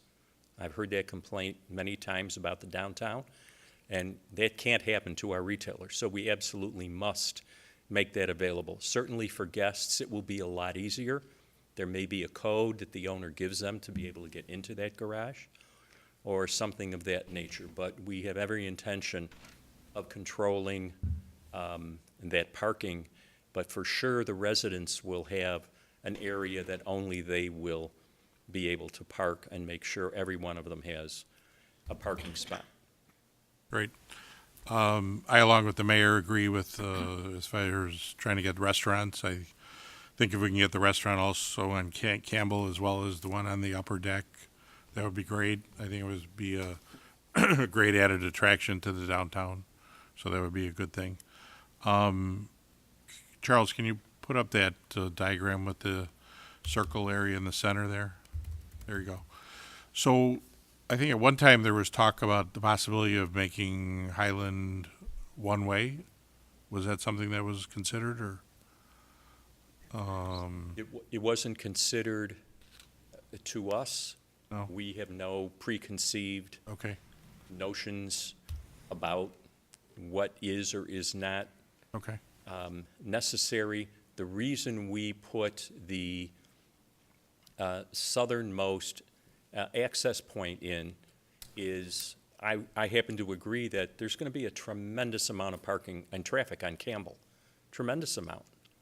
And to move some of that over to Sigwell to enter the southern area for residents who will be much more familiar with this garage than visitors or retail, to come in down Sigwell where there's a traffic signal on Arlington Heights Road and go straight west, turn right on Highland, go right into this garage and avoid any traffic along Campbell is why our traffic consultant strongly recommended 2 access points, because if we only were to have one, either north or south, it would just create nightmares.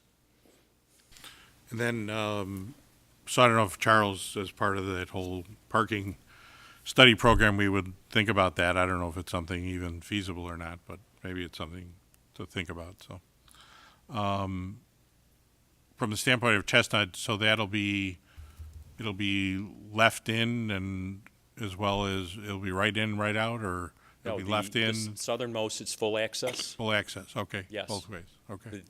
The northern piece, you can't come in off of Sigwall to get into the project from the north. And you cannot exit south into the more, you can only exit north. When And you say you cannot come in there at all. There is no access at that point to enter the garage. Okay. There will be When you say Sigwald, I meant, yes, no, on Chestnut. Chestnut, okay. Yeah, on Chestnut, my apologies. So if you're going north on Chestnut, you said you cannot get in there. No, you have to, the only reason anybody would access this property onto Chestnut to come in would be to go to the Chestnut Street building. You will not be able, we are not contemplating any access to either of the other 2 buildings off of Chestnut. Okay. It's a residential street. We want to keep it residential. And how wide is that lane there that you're proposing that leads into the center area? Any idea? It's about 16 feet. Okay, so just really probably 1 car and a half. That's it. Okay. So a car, so you'll be able to come out of there and turn right to go north? Yes. Okay. So there won't be able to have 1 car turning left in and 1 car going right out then? On which On the Chestnut side. Which one on Chestnut? The south? The north. One right there. That one right there. Yeah, It'll be a one-way. going It'll in. be one-way east, westbound. Here is what they're proposing. This is one-way. Okay. Right out only. Right out only. And there will be a big sign that says, no entry. I mean, it will be signed, so no one will come in. And we absolutely need that for fire access. Right. Okay. I was just curious. I think that was all I had. Thank you. Trustee Glasgow. Okay, so I have a couple of questions here. First of all, Mr. Purcell, you do a fantastic job in your presentations. You're one of the most skilled presenters that we've had, and you're always on top of things and have all the details down. So I, just from a perspective at early review, I don't really have a problem with the R3 B5 issue, rezoning that. That's just, my perspective. The Chestnut retail, I'd just like to talk about that for a little bit. You're not going to put anything on Chestnut? That's the variance that you're looking at? That is correct. Okay. So downtown business made it pretty clear to me when I talked to them that, this is something that they want. It'll increase their business, increase foot traffic. How many more new retail establishments do you expect to be ultimately placed in these buildings? It's a good question. There's 18,000 feet of retail on Campbell. Now, needless to say, it will turn the corner. Charles, can you go to the visual of just the Campbell building from the west? That one. As you can see, the retail along Campbell goes all the way east to west, and along Highland all the way to the parking garage. So you're going to have that whole area of retail all along that area. And the same thing on the west side as it wraps around onto Chestnut. And as I previously stated, the owner of this project also owns the lot across the street, which would front into that retail to the extent that it goes around the corner onto Chestnut on the west. So there's 18,000 feet of retail in that area. So you could have anywhere from, my experience, 5 to 8 different retailers or uses here. You have a 7,000 square foot restaurant or 6,000 square feet. You would have 11,000 feet left. Many of the smaller users are 1,800 to 2,000 feet, maybe 2,500 feet. We do believe that the western part is moving really out of the pure retail sale area of the downtown. So like a home office, a co-working spot down there, maybe some sort of less foot traffic demand type retail, but more destination retail would work on the western part. On the east, one reason we don't want to move the setback on this building further to the east is we want to, number one, have as much open space along Highland as we can, per previous comments, and number two, perhaps have outdoor dining on that corner, outdoor seating, with very strong bollards put up so cars don't run into the people. But we're very excited about that being a very key corner to bring retail further west. As you know, there's retail directly across the street. Right. It ends about the middle of this building. As you go further west is the 5-story condominium building that, of course, has no retail on the first floor. So the restaurant on the top here, what do you expect this to be? I mean, how big is this going to be in addition to the 18,000 square feet you got down at the bottom?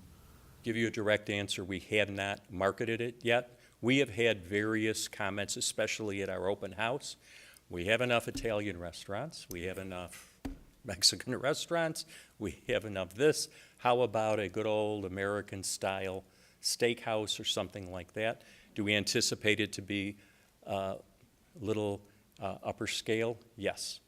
But being a former retail developer, I also know that one of the things that will drive this project is the number of people, anywhere between 600 and 800 people will live here. The restaurants and the retailers don't have enough daytime populations for their lunch business. So that's why the co-working thought came to our mind to keep people here. So there are, we're very open to recommendations, suggestions. You know anybody that wants this key corner or on top of the other buildings with sensational views, we're open. We've already talked to a couple local restaurateurs who have shown an interest in this. But for us, be quite direct, it's too early. I mean, if we get a nod, yeah, let's move forward. Let's go through the process. This is generally a project we'd like to see come to the village. Then we will move forward as quickly as we can and as earnestly as we can. It's going to take 2 years, 30 months, maybe 2 years to top out these buildings. So to put a restaurant on top of we have time to find the right user to put a restaurant on top of the Highland Street building and for this corner. We're already talking to retail leasing agents, but we're trying to do this in an orderly fashion, not to be too presumptuous and get too far ahead of ourselves. I feel this is maybe a little presumptuous, but we felt we had to spend the money and go through what we've gone through to present you with a more complete project than I believe early review and other projects might have gone through, because it's such an important and big project. Okay, so you have parking for the 600 to 800 people in the complex. Mr. Reckless, with regard to our parking spaces in the garage now, how many empty parking spaces do we have to accommodate overflow? Because if council is talking about bringing in 18,000 square feet of restaurants or retail, not only do we have more people there, we have more guests, we have more people coming in to visit people, but we've also got the pressures of having additional people come in for the draw of the restaurant or the draw of the retail or whatever else that they may have. Where are we going to put those people?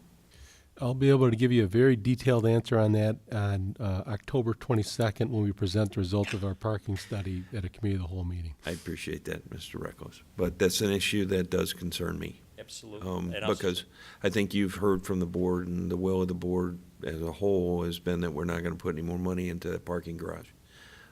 So whatever solution, from that meeting that comes out, I would hope that you would end up, having a solution to this and having some projections.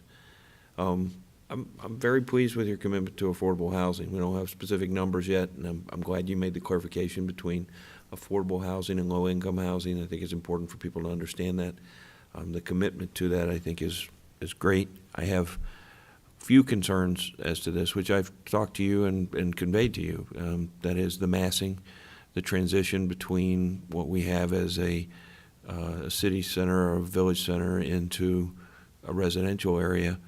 The parking issues, the traffic issues are all things that I have a genuine concern for, and I look at this and I go, wow, that is a big building. The building that is on the southeast corner of this parcel that you're putting up, it rivals something that would be on the Northwest Community Hospital campus. It's a really big building with a whole lot of glass. And, Trustee LaBedz picked up on one of my points. I was concerned about the reflection because I've lived across from one of those buildings before, and it is blinding in the afternoons, especially in the summer.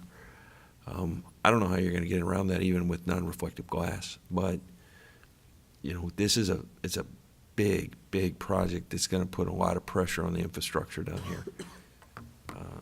It's got to be developed at some point. I just don't know whether or not this bigger project is what I'd really be enthusiastic about. Those are my concerns, and I think it's fair to let you know them in a public setting. I'm only one of 9. The will of the board is what rules, but those are my concerns. Thank you very much, Mr. Mayor. Well, Yes, I'm sorry. do you have anything to add? I appreciate the comments. Our goal tonight is to hear some of the comments we have not heard yet, such as the concern about, we're going to really concentrate on the things that you have expressed tonight that concern you. And we're not just here to go through the motions. We have 2 people here taking notes. We know it's being recorded. We intend to go through it, and we will address as many of those comments as best we can. So we really do appreciate your feedback. May I, Mr. Mayor, I just have one more question. The size of that building on the southeast corner, this particular picture is not my concern. If you flip it around and look at it from the other side, that's one of the taller buildings that we're going to have in the downtown area. How's that not going to block out light, sun, views, et cetera, for the surrounding area? Well, one of the main considerations on the taller building on Highland is the fact that the eastern side of it is over your existing parking deck. And so there is not going to be an immediate impact to any building closer or immediately to the east. It's hard to tell from this, and you will see on future plans, but the parkway or the common area between the Chestnut Building and the Highland Building is going to be expansive, and it will be a park-like setting in this building. But I don't see how the sunlight is going to block out other buildings to the east. As you can see, we put this in the context of the other buildings. And certainly any building that is 8 stories, whether it's 8 stories, 10, or 12, is what the zoning calls for, so that's what we are proposing. No, I'm very appreciative of the fact that you took so much time to fit everything in and not shoehorn it in. I don't want to go back to the whole days of the Sunshine Club or what have you when the downtown was first built, when we had, people decrying that. I'm just a little concerned about how big these are in adjacent to this area. You've done a really nice job in trying to, kind of end up buffering that traffic flow with, everything coming out on the top end there by Chestnut. And I appreciate the time and energy was put into that. I also have to say, I don't want to be negative about everything. The good thing is, one of the things I was asking for, and I'm very appreciative of, is the fact that you've put so much green space in here, which is something that I don't want to lose from that lot. I think, having a downtown setting with green space adds to the joy of living in the downtown area. And you guys have really, I can tell how much space is between there from some of the things that you and I talked about privately, and I appreciate that. I got to tell you, those are really, really nice factors, but I don't know how you're going to get around the delivery truck issues or the expanded traffic and parking. And I haven't heard about water retention or any other issues yet, which I'm sure we'll hear about in the future. I know that there's going to be the water storage underneath. I don't know what kind of pressure it's going to put on the infrastructure that we have right now, but I appreciate you guys taking the time to do that as well. I know underground parking is not cheap, and I also understand that having underground water storage is not cheap either. So you guys have put some thought into this. One last question, and I'll yield the floor, and that is, you had said that 2 buildings are going to be done at one time. Are you going to have all 3 done within the 30 months? No, What are you going to be doing then? we don't know. It depends on demand.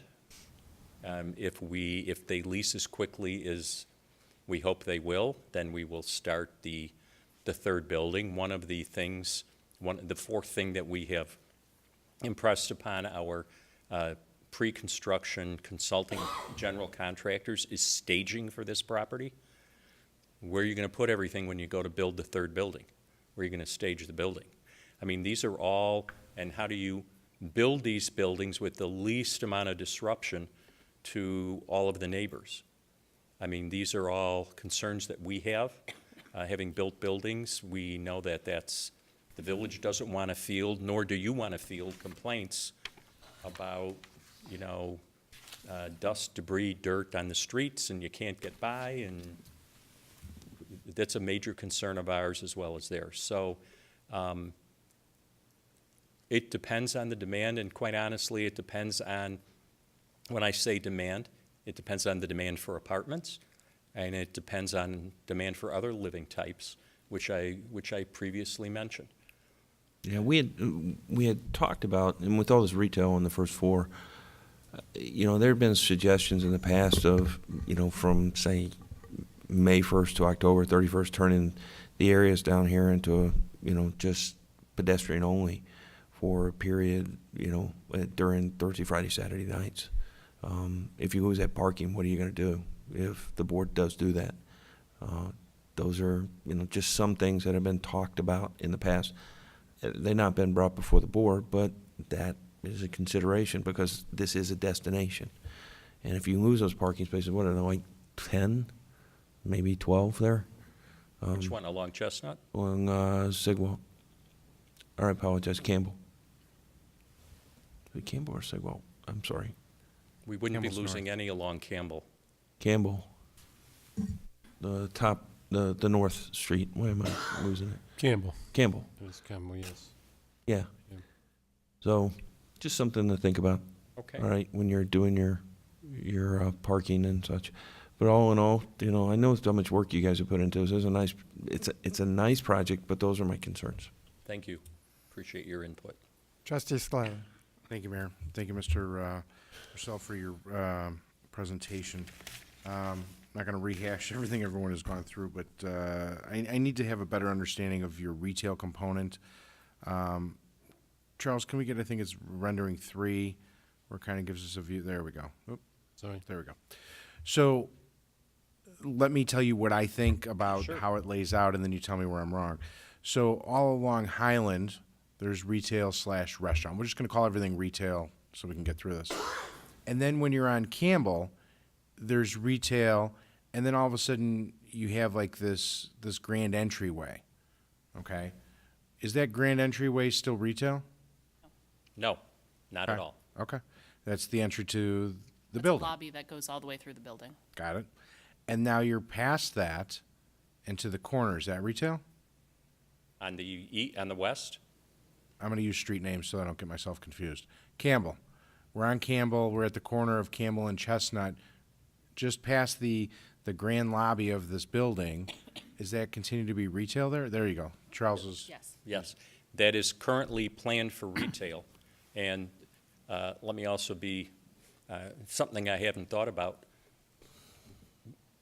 Your code on B5 calls for retail all along the first floor.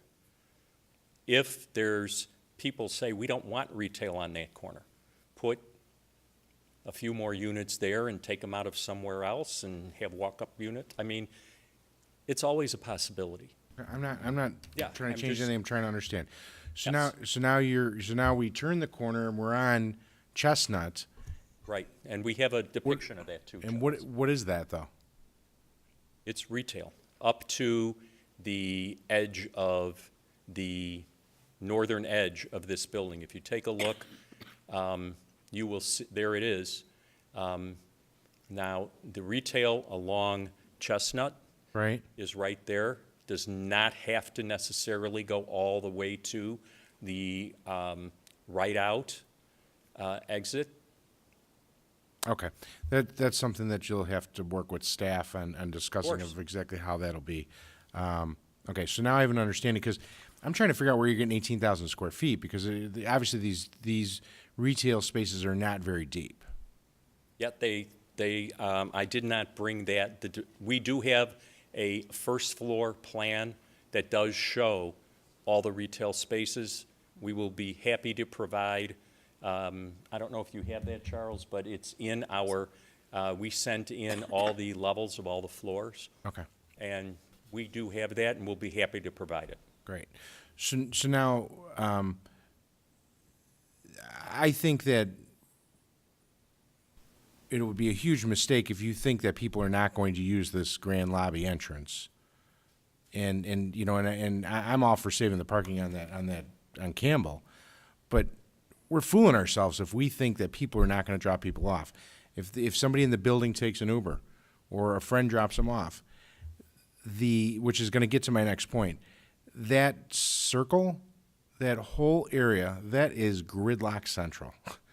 There's ingress and egress, and then you also have, you can enter into the garage, and we haven't even gotten to what the garage component is going to be. But the Arlington Town Square, granted, people are parking there, okay, and sometimes people stop because they're waiting for someone to pull out. People are double parking there all the time, and it creates gridlock. You're going to have that same kind of gridlock because you're going to have so many more people because this property is so much more dense. So I think that the biggest challenge that you have here is going to be circulation. It's going to be circulation into your garage, whether it be for residents or whether it be for retail. And the retail part's going to be challenging because you've come up with all the codes. Now I guess you're going to have something. Somebody's going to press a button. You're going to get a ticket. You're going to have to get it validated by the retail. You guys will figure all that out because it's more of an operational issue than it is a village issue. But I think that there's going to be a tremendous amount of gridlock based on everything that I'm seeing. I'm also noticing that your entry to your center is right across from the loading dock of the Metropolis Lofts. Also the entrance of the village garage. So that's again why I'm saying that that's a lot of gridlock there. And when you're coming into the center, and I like that you can only go out and turn right only. I am just concerned that you're putting so much on this property that there's not enough room for people to be able to move around with their vehicles. And as much as we live in a great community, people aren't always as cordial as they should be because they're just waiting for, you know, their child, or they're just waiting for their older parent, or they're just waiting for something, and you just have to wait because they're waiting. So I would just urge you to have your traffic people look at that. Because, I mean, all my notes have to do with, move in, move out, deliveries to the residents, deliveries to the businesses, the garbage trucks, and we haven't even gotten to FedEx, UPS, and Uber. I mean, that's a lot going on in one area that is so dense. And so I would just hope that you make sure that your traffic consultant addresses all of those issues, because those will be things that I know I will be asking questions about. And at this point, I'm going to try and keep it from asking you a lot of questions, because you just are really looking for feedback. And when I get to a question, I will give you a perfect opportunity. But it is starting to get late. Also, I think that, at the future meeting, you're going to have to address where people who might have dogs that live in these buildings, where they're going to walk those. I would imagine that you've already thought about that, and they'll say somewhere in the courtyard, but that's something that I would want to hear addressed. The outdoor space, I would assume, is going to be open to the public, because even though it's private property, so is the Arlington Town Square, but people do gather there. And so going to have to figure out a way of making sure that it is safe, and how you will keep it safe.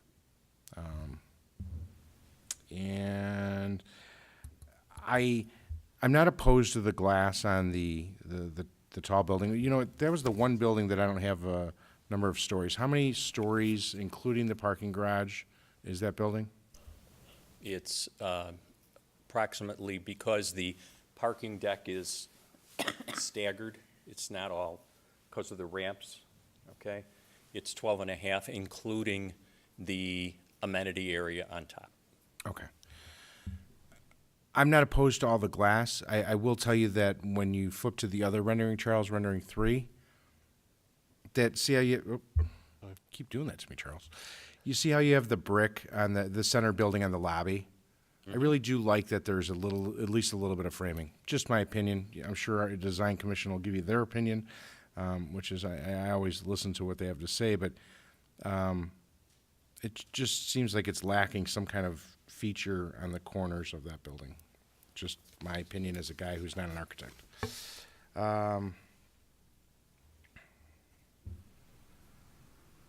Charles, if CA had built on the southern quarter of the block, and CCH wanted to build up to the lot line as they're requesting, or close to the lot line, what would the space be between those two buildings?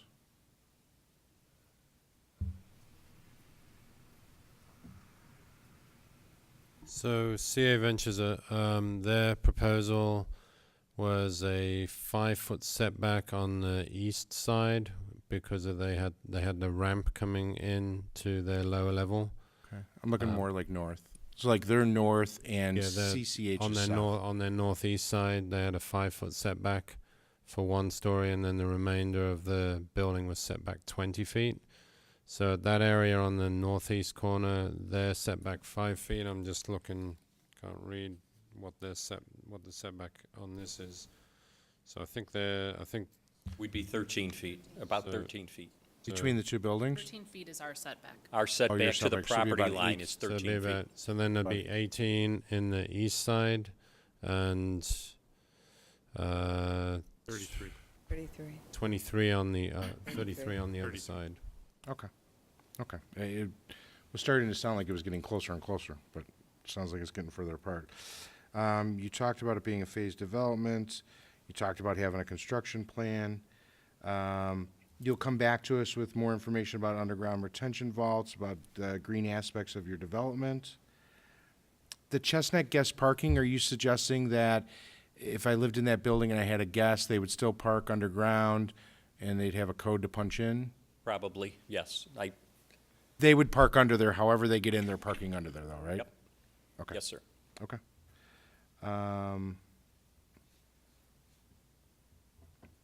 And for clarification, brownouts are not flickering lights. Brownouts are you lose power. It's just not for as long as a blackout. I don't know what ComEd is talking about, but flickering lights is a power surge, but a brownout, it goes off for a while.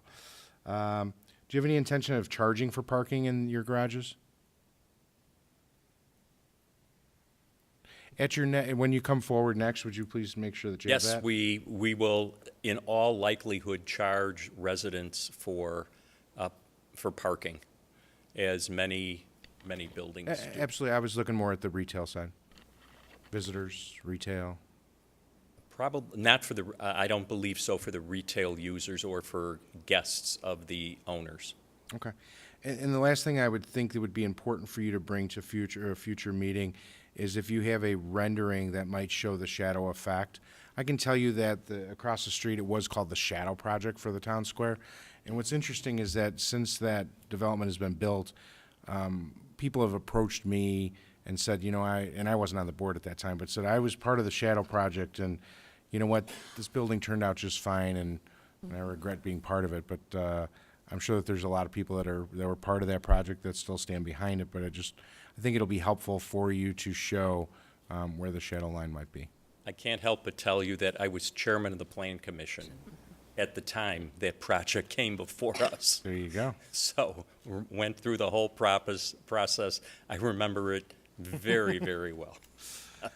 I have no further questions. Okay, thank you. All right, I do have one blue card from a member of the audience who wishes to address the board. Keith Mowens.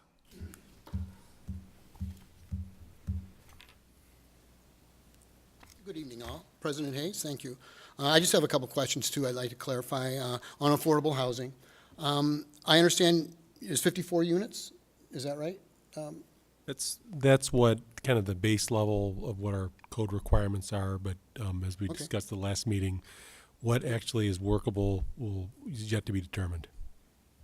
I'm very glad to hear Mr. Fursell say that he's committed to affordable housing.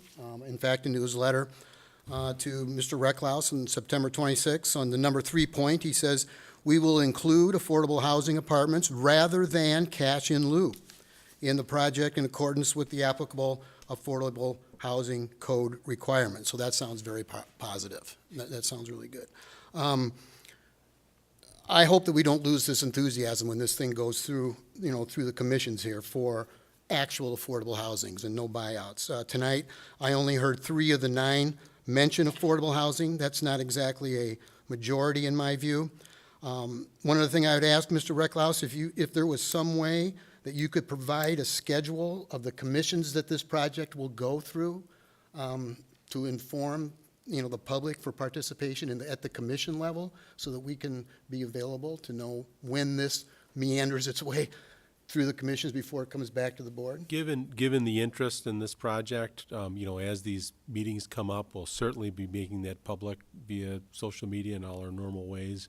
It's difficult to provide a schedule because a lot of that depends on if changes are asked for, how long the petitioner takes to change it, and so on and so forth. What commissions does it go through?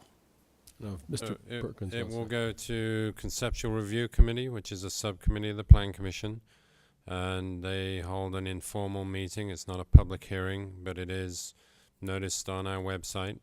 After that, when they make a full submittal, it'll get reviewed by the various departments, and when it's ready, it would go for a public hearing before the Plan Commission. All surrounding property owners would receive a notice within 250 feet of the property. There would be a sign placed on the property and also legal notice in the paper for the Plan Commission hearing. Prior to that, it would go to the Design Commission, and their meetings are posted on our website as well. And also prior to the Plan Commission hearing, it would go to the Housing Commission with their proposal of the affordable housing component. Thank you. I would ask the board to communicate to the commissions to give maximum affordable housing units with no buyouts. Thank you. Okay, thank you. And just in response, I can't speak for the others, but the reason I didn't comment on affordable housing is because in the materials that were submitted by the developer, they indicated they would be providing actual affordable units in place of a cash payment, and they confirmed that commitment here this evening, so I didn't feel a need to address it again. So I think the board is committed to that policy going forward with this development and others in the village. So anyone else wish to address the board on this item? I have no other blue cards. Mayor. Trustee Rosenberg. Thank you, Mayor. So, as a suggestion made by Mr. Mones, might be a good idea. Is it possible that we could create on our website like an area that designates this project in there and have some kind of tentative timetable in there as it progresses along and when the meetings might be? I know that it all depends on when the petitioner's ready and when the meetings may occur because of their schedules, but at least might be an idea to have tentative dates on there for the benefit of the public, and any information that we could share with the public might be put in there so they could access that, for this project alone. I think we certainly can have a section of our website dedicated to this project, given the magnitude, and we certainly could have kind of date ranges that, once plan commission occurs, the next meeting will be within X number of days, something we can do some approximation. I mean, I would hesitate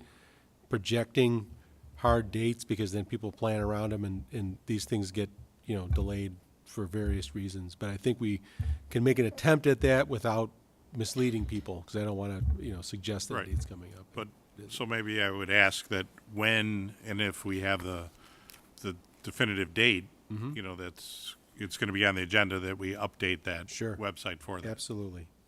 Thank you.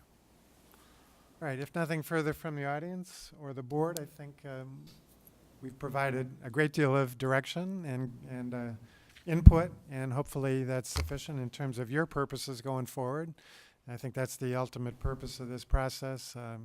Go or no go, it seems like at this point it's a general go from this board, and we appreciate, again, your willingness to move forward in the process with us and with the residents going forward.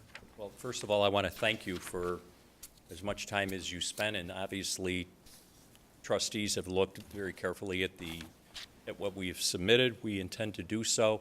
I will also offer that we will have a website, as I mentioned earlier, and if we will be posting as much as we can about information. We're going to put Q&A on there about various questions we have been asked, and some you have asked tonight.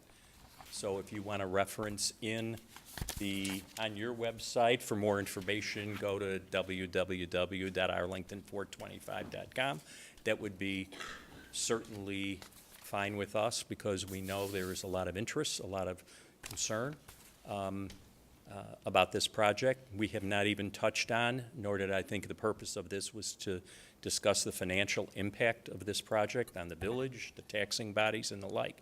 But you can only imagine what it will be, and that will be part of our process and reports going forward. So thank you very, very much for all of your questions, your input, your concerns, and we take it with the utmost sincerity and seriousness for which they were intended. Thank you. All right, thank you, Mr. Purcell and team, and for all the residents for coming out as well tonight. Thank you. Anything further from the village manager? Nothing this evening. All right, and go back to the board then for petitions and communications. Just a reminder, I think about autumn harvest this weekend. Yes. Correct? At Yes. North School Yep. Park. Yep. Hopefully the weather will cooperate. And so we look forward to seeing everyone there to begin the fall season. Anything further from the board? Seeing none, a motion to adjourn? So moved. Second. By Trustee Scaletta, seconded by Trustee Rosenberg. All those in favor say aye. Aye. Aye. Any opposed? Thank you for all for joining us this evening.